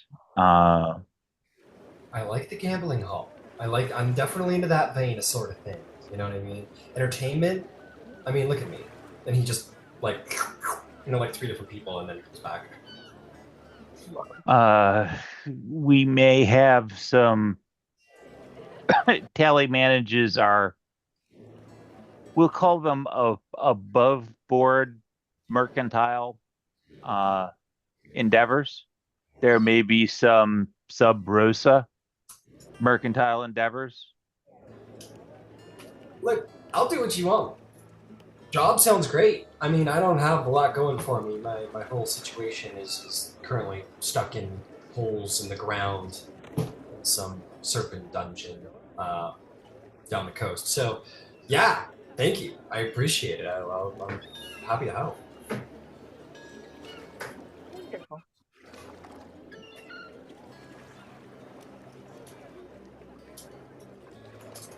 Yeah, I'll just hang out and help move shit and find a place to fit in. Yeah, your gambling hall sounds like a lot of fun. Cool. Glad you're staying with us. What's my name? I'm just kidding, it doesn't matter. He winks at you. Says, don't worry, I don't remember your name either. Anyway, I'm gonna go move boxes.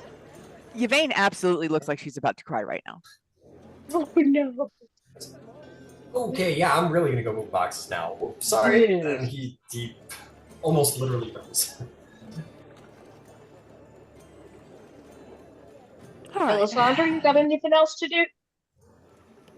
Alessandra, you got anything else to do today that doesn't involve going to see the council? Well, I've been copying spells. Aside from that, I am pretty free to go meet the council. Do we want Drysrinn in this? Maybe she would benefit from an hour of rest from the training. Rothcroft wouldn't give it to her ever, under any conditions. And even if he did, I don't think she'd take it. We'll say where you guys are having a little bit of a late start, so it's like, we'll say it's like around 10 o'clock or whatever.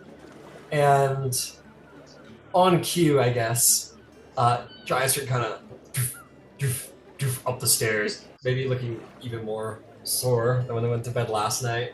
with a slightly smug-looking hobgoblin coming up behind. As you come in for your lunch break, as you've already been at it for 4 hours since 6 o'clock in the morning.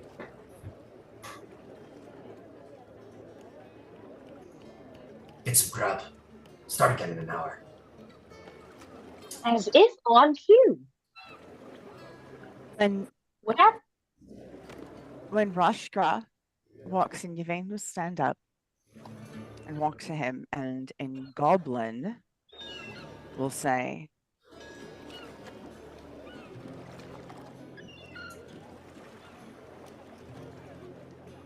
"She who took Thunderfist is dead." He'll look at you, and he'll say back in Goblin, I'll tell the gods, bro. Please convey our deepest regrets.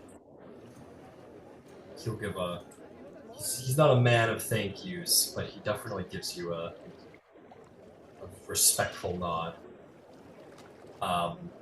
And it definitely sort of shallows out his mood. But he definitely takes that with that sort of rough appreciation one might expect from him. And he'll kind of head off to like have a bit of, go probably have a smoke or something. Definitely not have like a moment or something. Yeah, he goes and heads out on the balcony. He just goes to kind of lean over the rail and look lost in thought.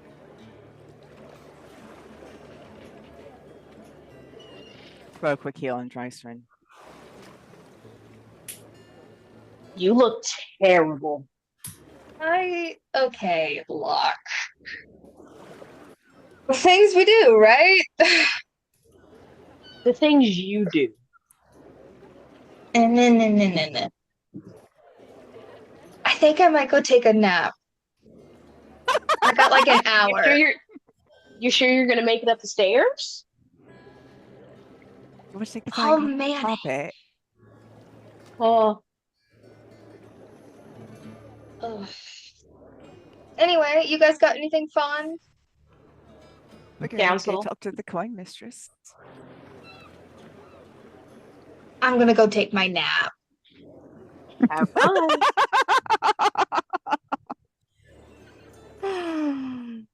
Ah.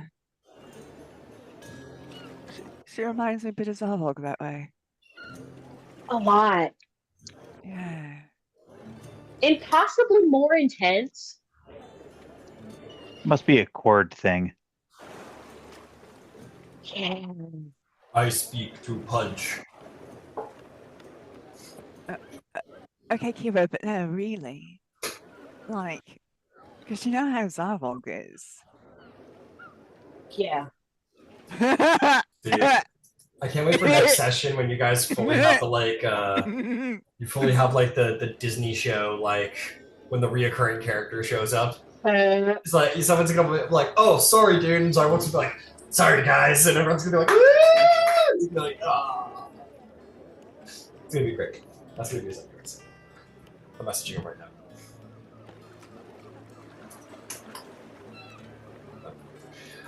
Okay, so you guys want to go head off, and Drysrinn's gonna fall in the bed. Responsibilities later. Punch now. And the rest of you are gonna head off and see the council. Yep. Cool. Whose idea was it to be on this council in the first place? The council. Whose idea was it to say yes? It's a fantastic opportunity. Ugh. It'll look great on the resume. Ugh. In theory, you know. It's good for business. Okay. When you open your own tavern, Ember, you might be like, call it the Council's Rest. The honorary members of Tal'Dorei Council's Rest, or something like that. Go for the advertising. It'll work out. Okay! Welcome. Cloud Watch Palace. You find yourselves all here as honorary members of Tal'Dorei Council. You are welcome in, and in the past, like when you've gotten new members like Drysrinn or Curious, to be like, oh, like they're with us. Here's our documentation. It's all good. They let Alessandra back. They don't seem to they acknowledge her. They go so far as to say, spell right, Alessandra, yes, of course. Lord Gordon, yes, of course. And without any question, like you guys do.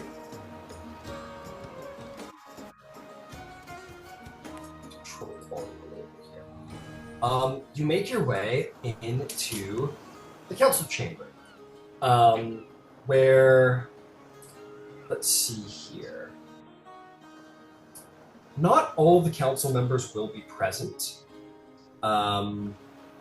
You are going to see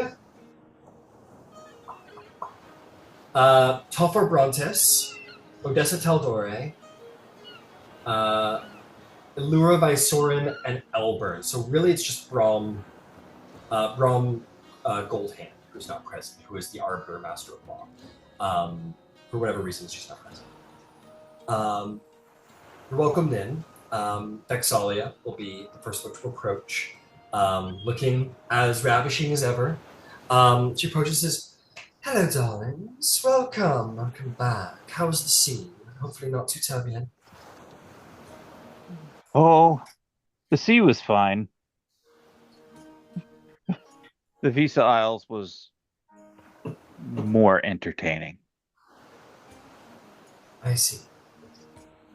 Well, I'm sure if I know Lady Starborn well enough, I'm sure there will be a report incoming. Thank you for that. Oh, and yes, Alessandre, welcome back. I'm glad that you all got to meet up. Just good to have you back. Thank you. It's been an interesting journey.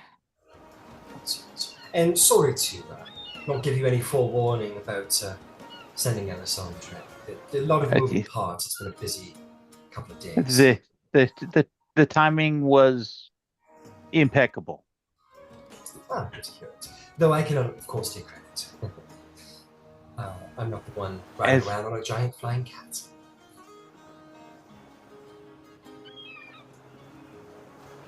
Right. Well, with that said, shall we chat a little bit? Absolutely. Excellent. So, well, you don't need to give us the full synopsis, and you guys all kind of begin to sit down. But yeah, everyone sits down. There's some hellos, but she sits down and says, so, we don't need the full details, but where are we at present to do with that matter? Is that all been shut down? Are you following a lead? We're following leads. Sharku is playing catch up with the Snake People's champion. He has a couple of days head start on us. He's planning on some large mass assassination ritual somewhere coastal, somewhere south. That's all of the information that we have. Hence, Sharku is trying to play catch up with his vessel. I see.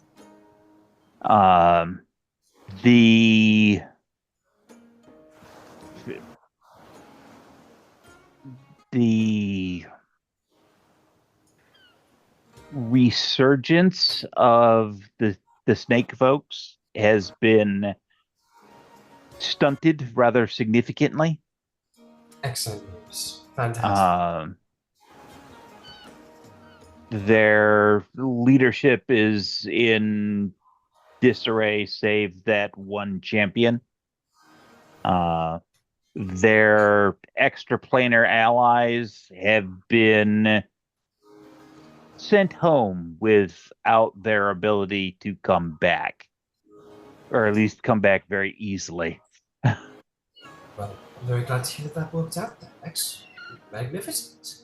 Guardian Tofar Brontes, the one-armed dragonborn counselor of the people who has been reelected a great deal of times, will sort of lean back in the chair and say, well, that's a couple of breaths we can have easier. It seems that your information was good, Odessa. We did find just what we were looking for. This is good. This is all really great news. You're going to see in this moment someone come into the chamber.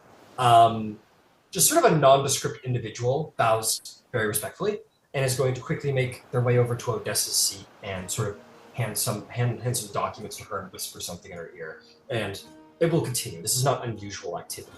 Doesn't stop anything at all. Tolfar says, well, hats off to all of you. I think this is certainly worthy of a reward. Coin Mistress just, oh, of course. And she'll wave over, and you guys will be presented. You guys are going to be presented 6,000 gold pieces. Okie dokie. Just something to top you up for the time being. Hopefully, you got some good loot from the place. Do you? Brontes will say, is there any reason why we should care about the Visa Isles, or do you say that they're pretty much out of business at this point?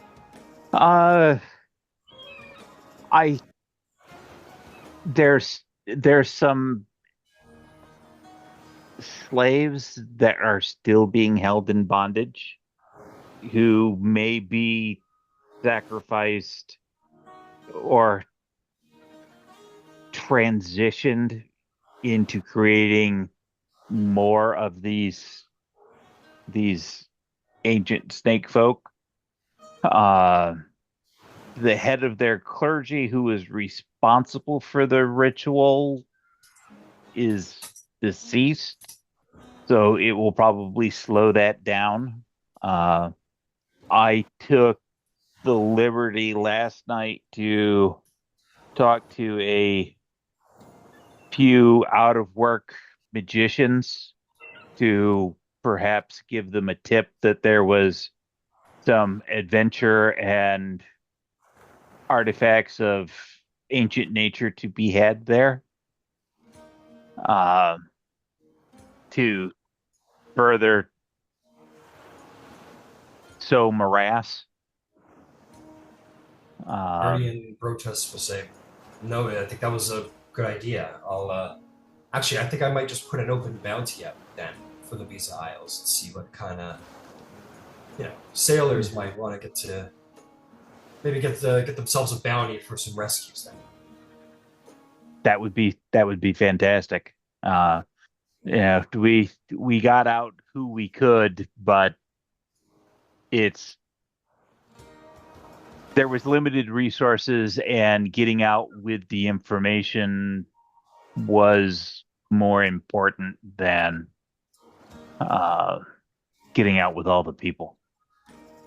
May I offer a brief tactical assessment?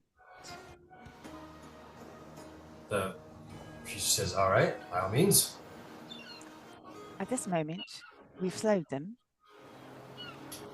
If we continue to harry them, we can slow them some more. But at some point, something will eventually need to be done. There is no making peace with them. It's very much a religious cult. Their cult wants to eat the world, and by the world I mean everything. Tofar says, just to be clear, we will refer to Allura, the Arcane Panasophical. We have a pretty much a zero tolerance policy when it comes to betrayer worship. Cultures being what they are, do what you want, pray to what you want, so long as you're not hurting anyone. The issue with the betrayers is that generally their religion is centered on hurting people, so we don't really have tolerance for that. And if you say that they're just hostile, take over the world kind of people, we'll make sure that that's put out there in the beds. Please understand, it's not take over the world. It's eat the world. Destroy. Utter destruction. It's Not if we To the destroy their point- world first. I will put Amen. Well, let's will- see if we can't turn the Visa Isles back into what everyone thought it was about a year ago, which is just some island that is really, really hot and completely devoid of anything serpentine at all. So, but thank you. This is very valuable information and will probably save lives. So, we'll see to it. Some adventurers are put on the task. A nice enough bounty that people will be willing to seafair out for it. That'll be taken care of. Not too worried about that. So take your minds off the Visa Isles. And it sounds like your Shirku captain, he seems like he's going well. He's doing his job all right. Absolutely. All right. He is a top flight captain with an excellent crew. Excellent to hear. So it sounds like you could just let him do his pursuing, take a breath. Seeker Odessa says, actually, hold off on the take a breath part. She's looking at her notes with some concern. She's going to say, Jordan Village just sunk. And the counselors turn around and look. What? I have a report here from the Voice of the Tempest that the Jordan Village is sunk into the ground. Why does that sound? Jordan Village. If anyone wants Ember, to could you make pick that up? a history check regarding what Jordan Village is, have you ever heard of Jordan Village before? Jordan Village! Nero! The moment of... yeah, I remember what Jordan Village is. Sunk into the ground? Is anyone rolling a history check? Just to be sure if that's happening. I got a 19. Nice. You said history?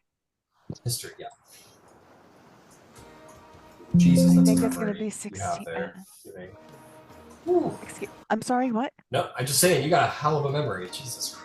That was such a small thing that was said at one point. That was an impressive memory you have.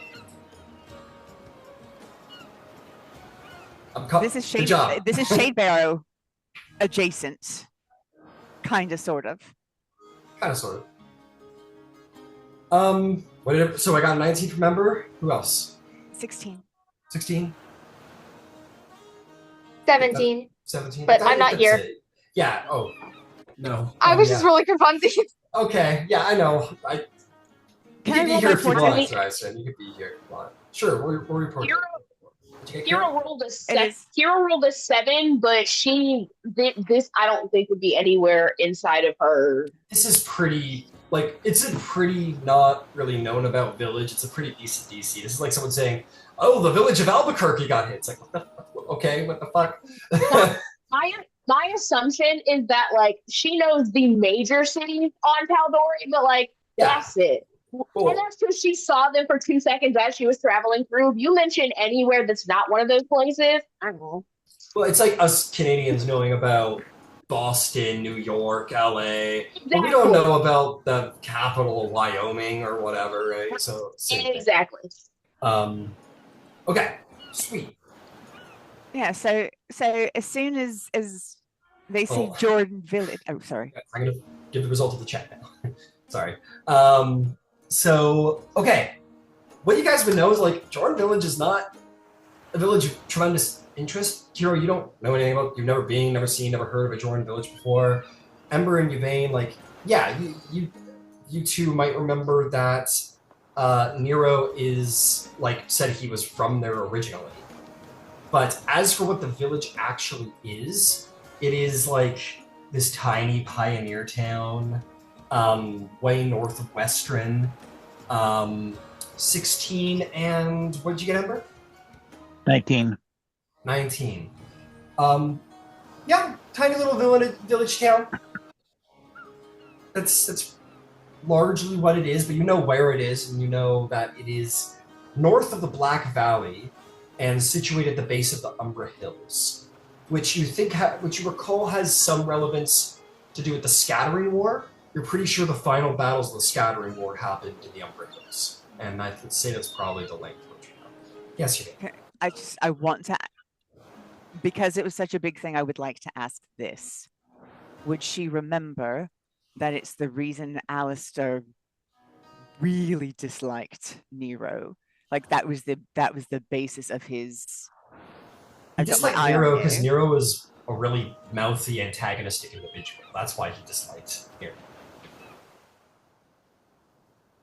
I don't think it was because of the village itself.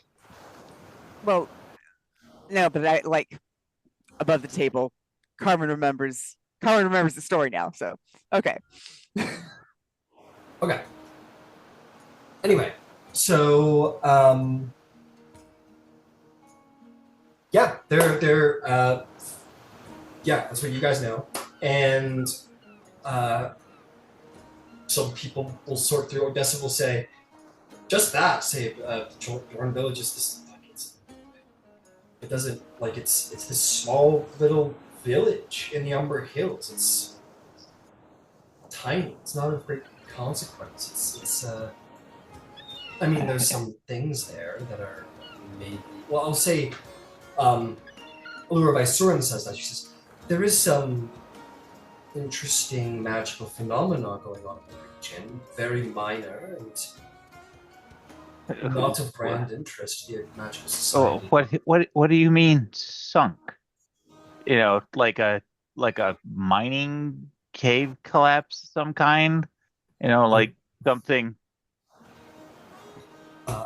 Odessa says they are prospectors in the village, but they do their prospecting outside of the village proper itself. There's no mines underneath the village. It's sunk. An earthquake hit. There's just she's like going through the papers. She says there's trenches. There's just an earthquake that fell apart. Just sunk into the earth. We received word from Voice of the Tempest. She kind of looks around and says, could be this she was looking into the witness below. Do you think this champion? Well, and that was my second thought was, do we know if there are the same sort of killers there that is off the coast here?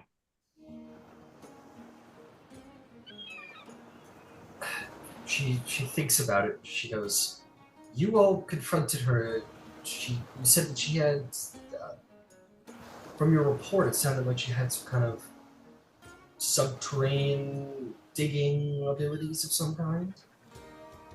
Oh, she absolutely did have that.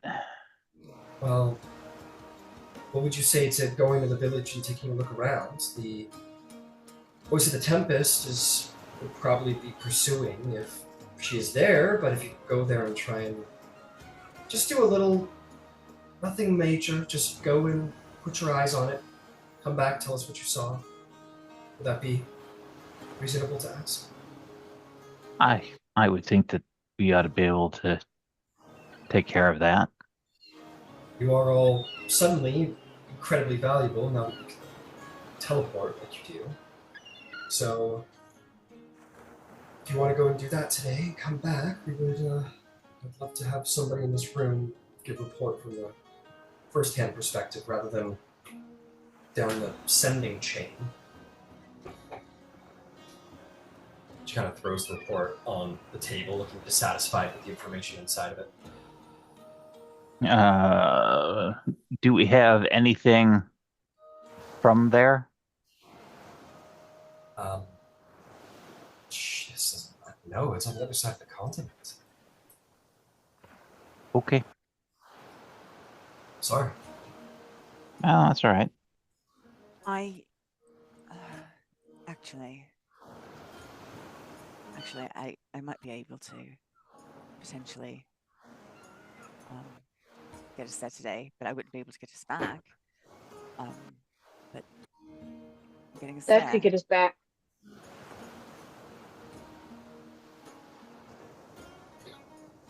All right. Well, if Tempest is there, I can Let's scry go. on Tempest, and if I can see a tree, if she's near a tree, I can see. I can walk through that tree. Theory. Let's go. All right. Ember will grab something off of the table here. I don't care what it is, but something associated with the council chamber. You're now the proud owner of a pen. It says Tal'Dorei Council on the side of it. That will give Bev a target token. Yep. Excellent. All right, let's go. I think Bev will be meeting us back at the Bastion, so maybe we go back there, wait for her, and round her up. We can send a sending to the Tempest to make sure that she's in the right spot. I don't have that spell yet. Oh.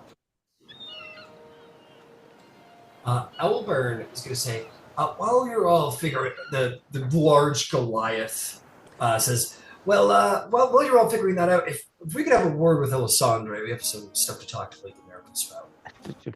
By all means. We'll absolutely leave. Yeah,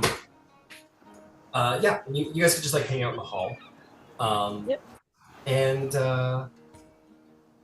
Owlburn says, well, it sounds like we have a new contract to talk to you about. Very well. Well, we're obviously going to ask for the League of Miracles. Do you think you could reach out to your people and see about organizing some mercenary mages going in that direction? Well, I could definitely do that for you. Excellent. Vexalia kind of like puts a hand up and says, and I will begin to draw up a contract for how much this is going to cost us. Perhaps when we return, Alessandre, I will have something sent to you. Where are you staying these days? I am getting a new place with the Aurora Concordant in their Bastion, actually. Allura Vicer will say, oh, that was fast. And Vex will say, I will have a contract then delivered to their Bastion for you to look over when you return, if that works for you. Of course, Lady Derolo. And lastly, Brontes, or Vexalia says, and before you go, I want to bring up a subject with the council one last time. We've been heavily considering taking down the walls around Emon. It is a social division, and the stone could be greatly valuable.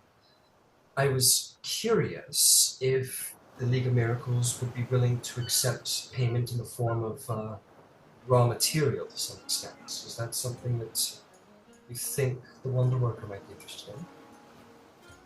I would definitely need to consult with the Grand Thaumaturge and my colleagues, but potentially, yes, I can see that work. Excellent. We can figure out what works best, but we can certainly have the stone traded, but if you would have value in the wall stones as a raw material, we could discuss that as well. So, by all means, come back to us. Let us know what your superior believes is the best. Of course. Telfor looks a little like a little wishy-washy about the wall coming down idea, but not in a severely like opposed way, but just kind of considering the option. Says, all right. Well, is there anything else we all need to discuss? Looks around the table. Very well. Well, thank you for your time, Spellwright. It's always so great to see you and do business with your league. Well, likewise, thank you for your time as well. And she'll especially smile at Arcanus Visoran before she leaves.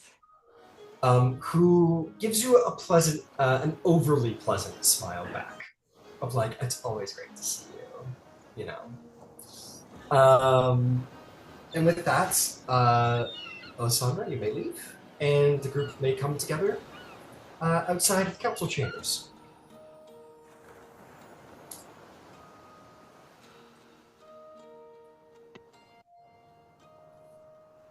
you guys can make your way down and begin your return back to find Beverly, if you wish, who will be waiting for you at the Bastion.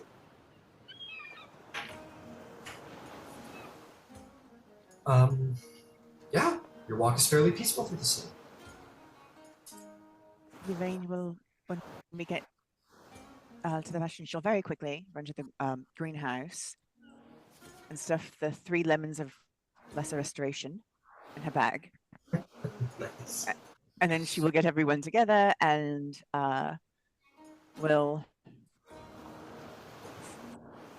hope that Tempest is near a tree at the moment. All right. The dice are in your favor today, Yvaine, as you cast Scry. Yes, please. You find a nice brazier of water. You spend 10 minutes going like over it, and at the end of that, your little druid ritual, you dance around the water, spit in it, wash your face with it, and whatever you do. I actually, I'm gonna let it fly this time, but I think in the future I want to hear the ritual descriptions. You know what I mean? Because come on, that's flavor. That's good flavor we're missing. But anyway, in the end, you look into the brazier. Let me just go look at the wisdom saving throw score that Bexal or the voice of the Tempest has real quick. Unfortunately, they're unconscious of it, and so this isn't a conscious thing that they can fail. Though I'm sure she would. She's like, what did you roll on your omen, by the way?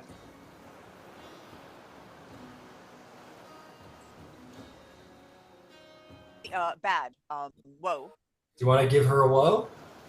Yes, I would love to give her a woe. Because you're probably going to need it, because Keyleth is... Let's Yeah. say this, that Keyleth is a pretty wise individual. Oh, jeez, I'm What's your DC? 19. 19? What am I subtracting from this? 6. A D6 or like 6? You rolled a full 6. I rolled the full 6 on a D6. Very nice. Okay. 6. So with the minus 6, she's still got a plus 8. So she has got to roll 10. So it's a 50-50. Yeah, she is the Arc Druid. She's the voice of the Tempest people. She probably has the highest wisdom saving throw of all humanoids in Exandria. You're probably right, but they did say, go to Jordan Village, and this is the only thing they could think of. Oh, absolutely. It's just fun info is all.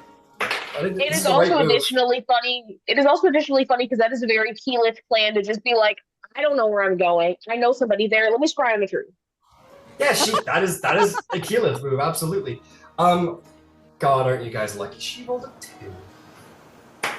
On the dice, she rolled a 2 for a total of 10. And that includes the minus 6. So she rolled, at the end of the day, she rolled a 16, but you took 6 off of it with your own. The water. You look into the water. You go, mirror, mirror on the wall, who is the wisest of them all? And it shows... Yeah, Kiro! It shows Kiro! No, it doesn't. It shows Keyleth, the voice of the Tempest. And as I rolled a luck dice, I thought it was 50-50 that she had turned into some giant badger and was burrowing into the earth, or what she's doing right now. You see her sitting over the village amongst a couple of trees. She's got her staff across her lap, and the wind is sort of blowing by her and around her. And she is sitting in a meditative stance in the woods. You're like, there's some investigator you are, sitting around, feeling the breeze. And she sits there for a couple of minutes. She seems to be moving her lips ever so slightly, like she's speaking under her breath. It's indecipherable. You can't hear what she's saying. It's just not enough of a vocalization. You could be standing next to her, you wouldn't be able to hear her. And you literally are in a way. But she does kind of open her eyes after a couple of minutes, blank, and look very stressed out. She goes, oh great, you can just throw earthquakes and sink entire cities. This is great. It's just going to be so easy to track. This is wonderful. And she's going to pick up her staff and go down the hill, and as she does so, her body morphs onto all fours, and she becomes a giant badger, and goes poof, into the ground and disappears. And that's the end of the scratch.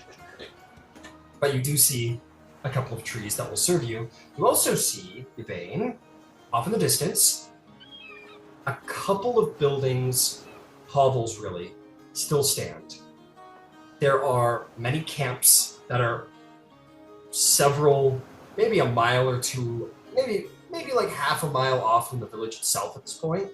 But there's like a little camp city and a giant hole in the ground where clearly once was a large village, perhaps, but is just in the ground, gone. And only maybe a handful of half-dilapidated hovels remain standing at its perimeter. And that is what you see as you come out of this room.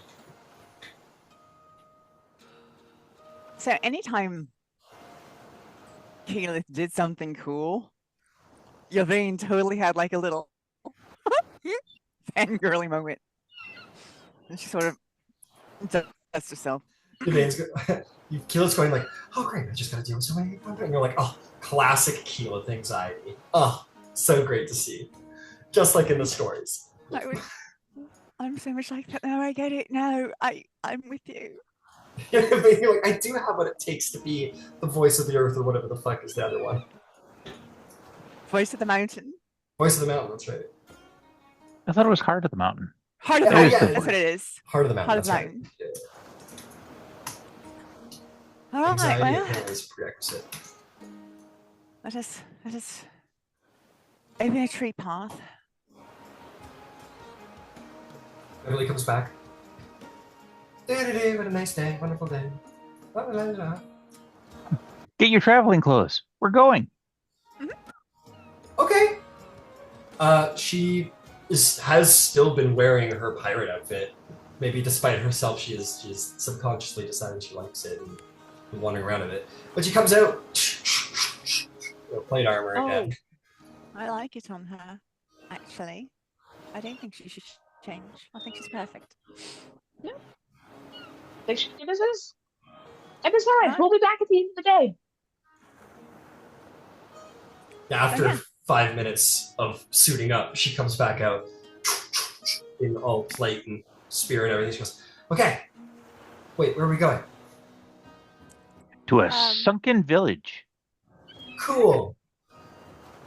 Just, bye, Zugmira. Bye.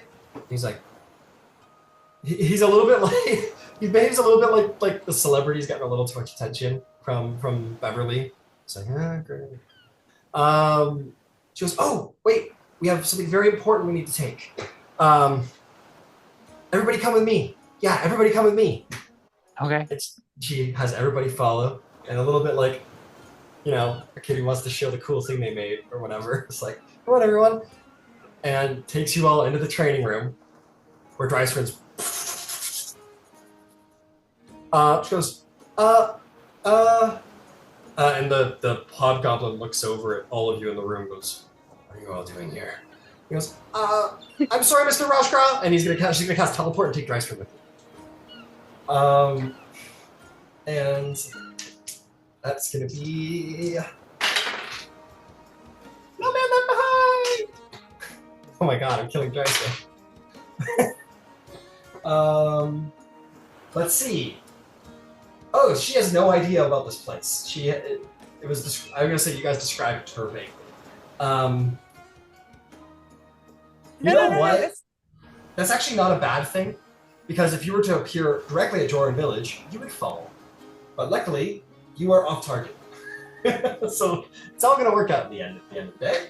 I was going to use a tree to get us there. That's why I. Oh, too bad. That's all right. Okay. No, this works That's out. why I cried. It's fine though. Beth have some impulse issues. I Like really we like all my do. hat. I know, Yeah. and I love it for you, beloved. It's cool. No, you gotta say. I'm so sorry. I just like the hat. No. Listen, I'm not great. saying that I have Great. problems with it.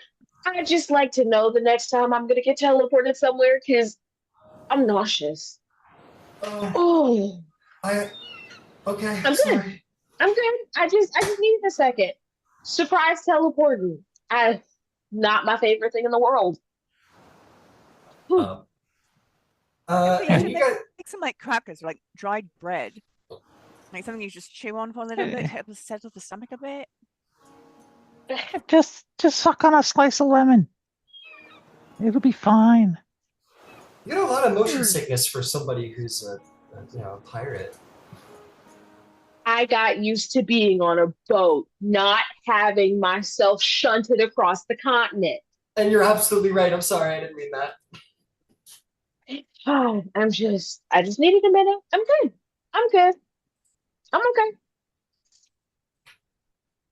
All right. It is at this time. Beverly goes, you guys are on a road. And she goes, okay, I have a feeling it's this way. And she points north. And you guys start walking. It doesn't take long. It takes you about an hour to get to their base camp. So you were only 3 miles off. It could have been way worse. But, okay. But this is going to be a little bit of the theater of the mind because I can't find a sinkhole the size of a village, unfortunately. But nonetheless, you guys find yourselves coming to this base camp, and off in the distance you can see the sinkhole where, as I described to Yvaine, you all see it now in person. A couple of dilapidated small hovels, homes at the edge. Drysrinn, this is the first you're hearing about any of this. You were just like, I'm somewhere now. You're like, holy fuck, that village just got sunk into the earth. This is bullshit. Yeah, you wander on over.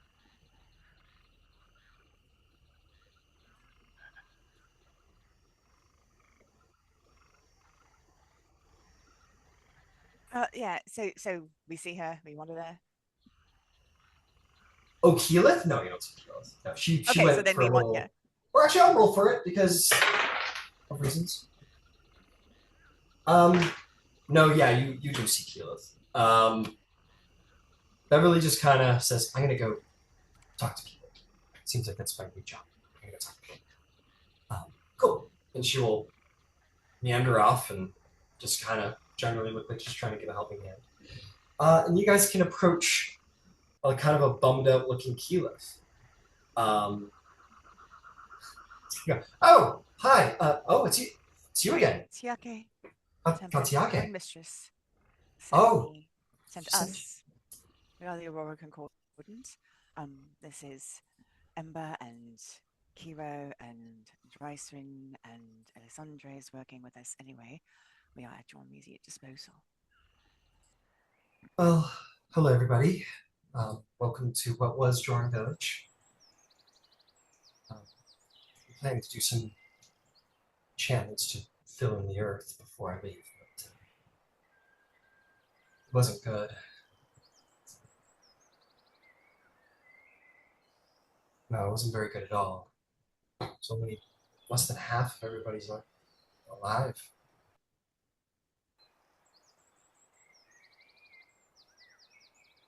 Is there any? I mean, I had actually heard it, hadn't I? What? Sorry? Above the table, I had heard her say what it is, so I know that the witness did this. Yeah, you heard her say that. Okay, so I will have informed you of all of that. So, Ember, what were you gonna say? Well, that was the thing that he was going to ask was there any sign of how or why it happened? I'm not an Earth Ashari. She'll look to you, Yvaine. Say, are you very practiced in Earth magic?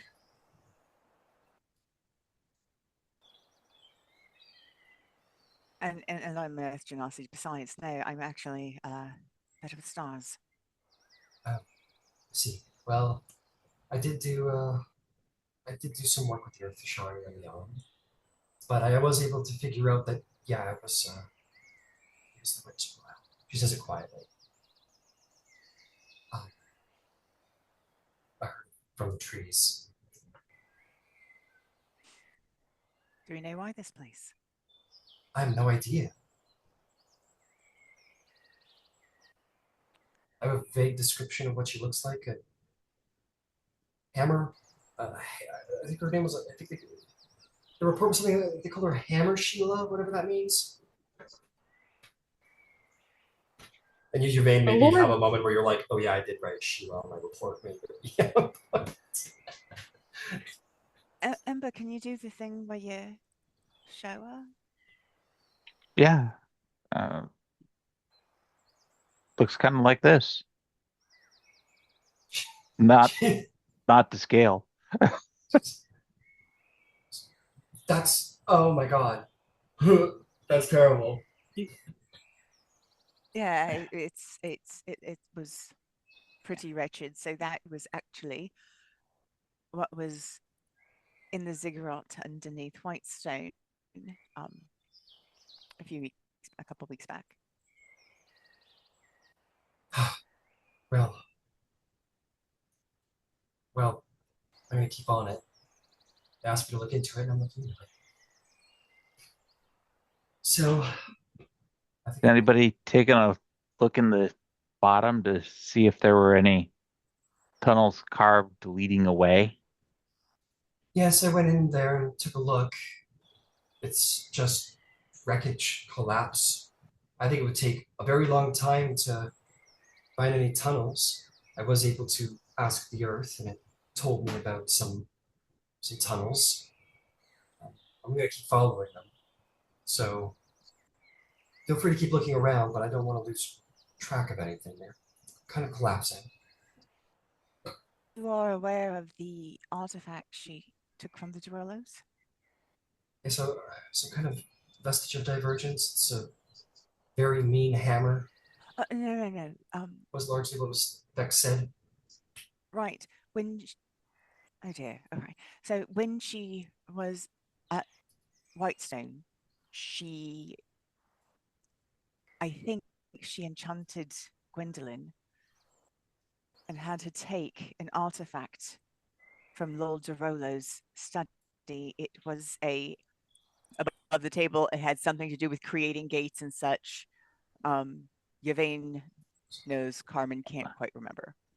Oh, it wasn't an artifact. It was an invention that he had that he made. Yeah, it was an invention by Percy.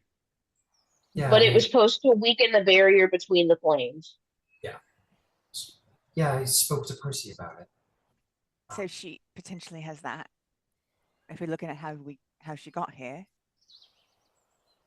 I just don't know why she would stick to this place. None of it makes any sense.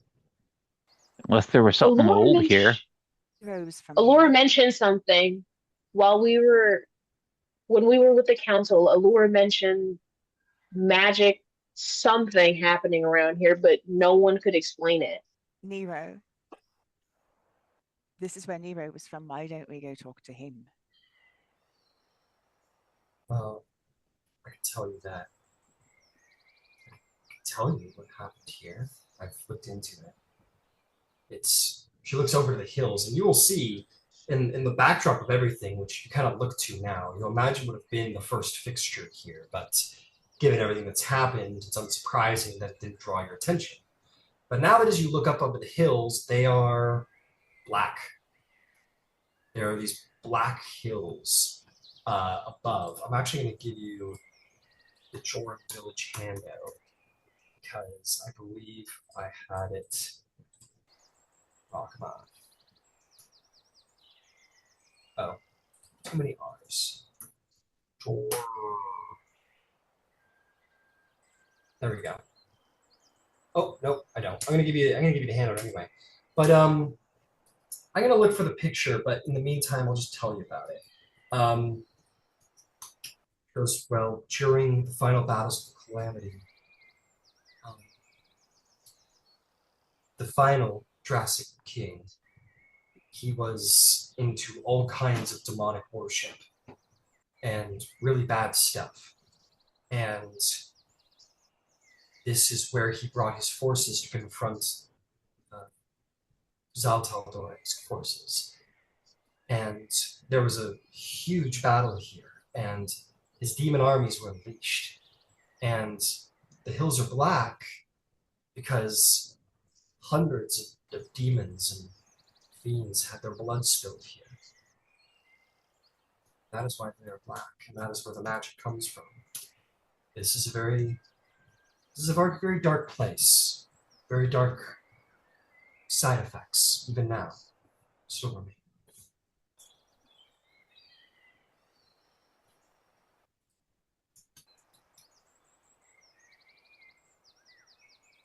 So that's my storytelling. Hope you like it. I'm not gonna do it. Anyway, so Thumber Hills are very bad. Yep, that's it. Anyway, yeah, go talk to your friend if you think he might know something about why this place is sinkhole, I guess. I was thinking of actually consulting the Earth Shaman. Actually, that would be genius. Well, I mean, if anybody knows how to deal with some hammer lady running around with the earth and sinking people, I'm sure they would be interested to know about it. So, and there's a lot on my plate, so it'd be nice to hand it off to you.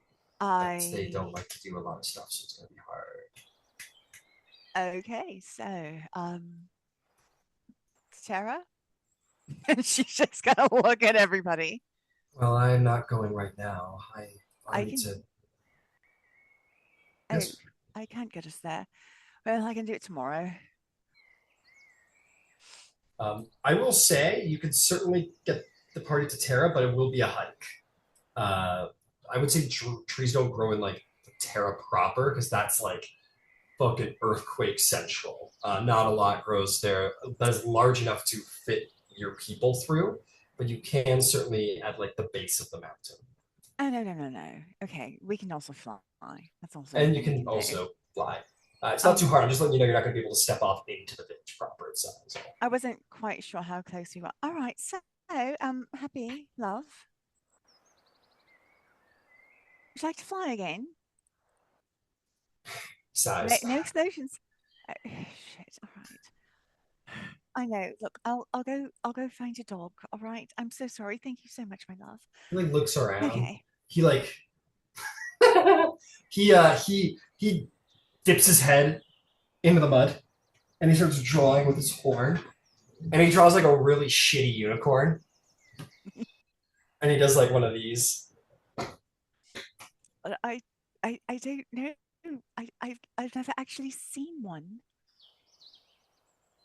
I have to actually see it. I'm sorry. He like paw slaps the horn away, and then he like sticks his head in the ground again and draws some really shitty wings on the back of it. He goes, okay, so I agree with you. You know what? Fuck it. I can cast the spell twice. Listen, this shouldn't be possible. It's not a beast. They're not beasts. They're celestial creatures, but fine. Fuck it. I'm going to polymorph Happy into a Pegasus. This is gonna fail. make me an Arcana check. No. She knows she can't. I know. She knows it's not possible. I know. But I will absolutely make the Arcana check. Oh, okay. I think that's going to be a 16 again. But let me check. Yep, 16. Roll D100.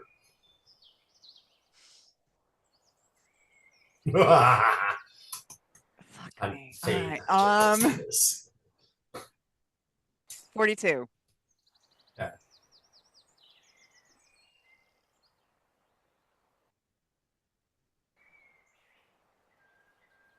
Okay. Okay, this is what you turn him into.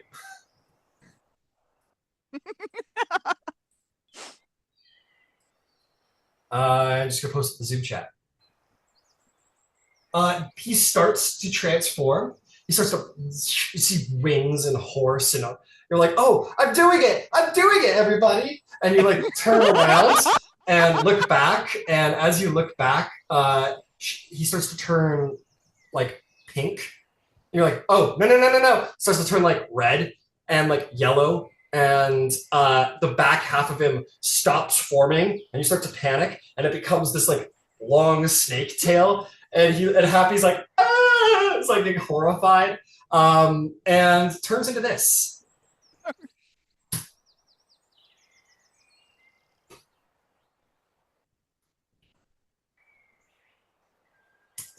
So close. Some bubbles start coming off of his horn. As he's like laying there like a mermaid, like back arched and everything. It's Oh like, my god, you're magnificent. he looks at his hoofs like Donkey does, the rainbow hoofs. And... Oh my god, happy, you're beautiful. All right, okay, I can't do that. I'm gonna have to be a bird. And she'll hold concentration and turn herself into an eagle, a celestial, or a flying eagle. Yeah, for sure. And I'll get Kiro on my back, and Where are you going? Out of curiosity. we're gonna try to find Terra. I You gotta got the fabulous skill. You gotta teleport to Terra. It's it's across the map, my friend. Can Yeah, you guys are north of Westrim, in the Umber Hills. Terra is several hundred miles to the west. okay, you know what? Fuck it. It's He's all good. magnificent. We're gonna go in just like this. Yeah, fuck it.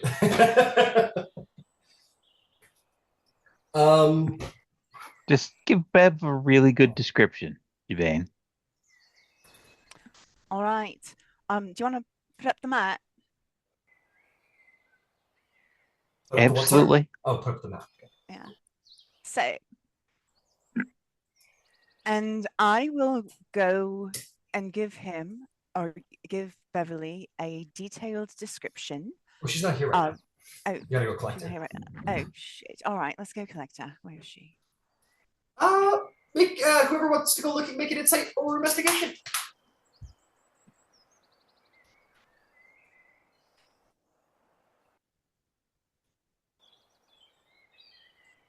Yvaine has no idea. That was like a 7. You're like fangirling over. Oh yeah, no, she's absolutely enamored with Happy right now. 21 got a for 9. investigation. Yeah, Kira didn't get any more nervous. 21. You guys are like, Beverly, and Yvaine's like, Happy. And Ember, you do catch someone who goes like, oh yeah, that girl, she gave us all of her rations. She was so nice. She gave us all of her rations, and then she headed up to the hills for some reason. Okay, we'll take the carpet and go that way. All right. Bye. And you take off. You all jump on the carpet. You jump on the back of your pink pony club and fly away. And I gotta say, what a fucking monster! Like I know it's very pretty, but in essence, think about it trying to walk. Like really, take a moment with its 10-foot walking speed, as it just like uses its hoofs to like slide its serpent body along the ground. It's terrible. And then it flies. You guys make your way up into the air. You're looking around. Whoever wants can make a perception check to see if they can find good old Bev.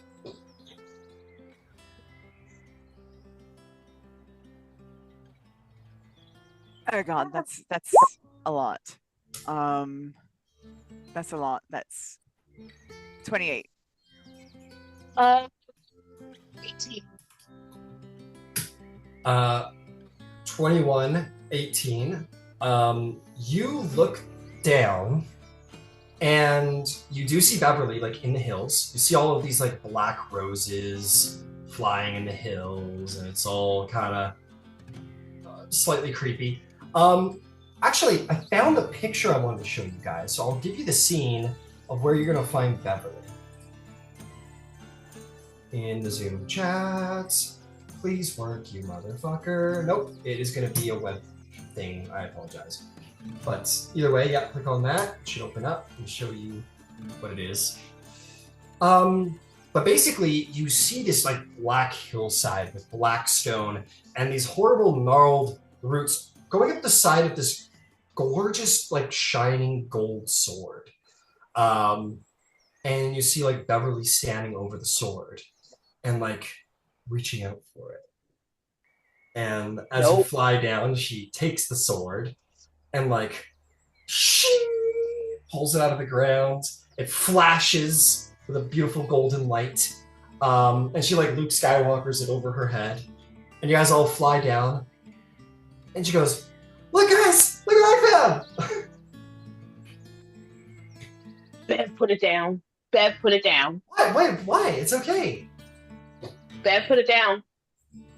We Let always her- identify things. Let her be. Okay. Let her be. Okay, If yeah, it's you're right. You're right. if you're it's right. bad, All right. it's already bad. So nobody panic. Of course I not. am so sorry. I just You're No. beautiful. We love you. We love We don't you. want you to get hurt. I We're corrupted. Hey, listen. I carry around a skull, and there's a reason that I know. Yeah, that's fine. Okay, so Ellie, We're all admittedly a little touchy after the last couple days. Ellie, what, if anything, can you tell about this thing that's been buried here for God knows how long? Is there anything I can tell about the sword, which is very shiny and looks very morally upright? do you have the identify spell by chance? Yeah, I do have Okay. to identify. You can cast that if you want. Even if you don't have it prepared, ritual spells can be performed outside of it. So, yeah, Beverly has no problem. She's like, yeah, sure. Touch it. Yeah, also, aside from identify, would she be aware that identify does not reveal curses? Make an Arcana check. Yeah. Perfectly average, 21. 21. Yes, you are most certainly aware that the identify spell does not reveal curses. Well,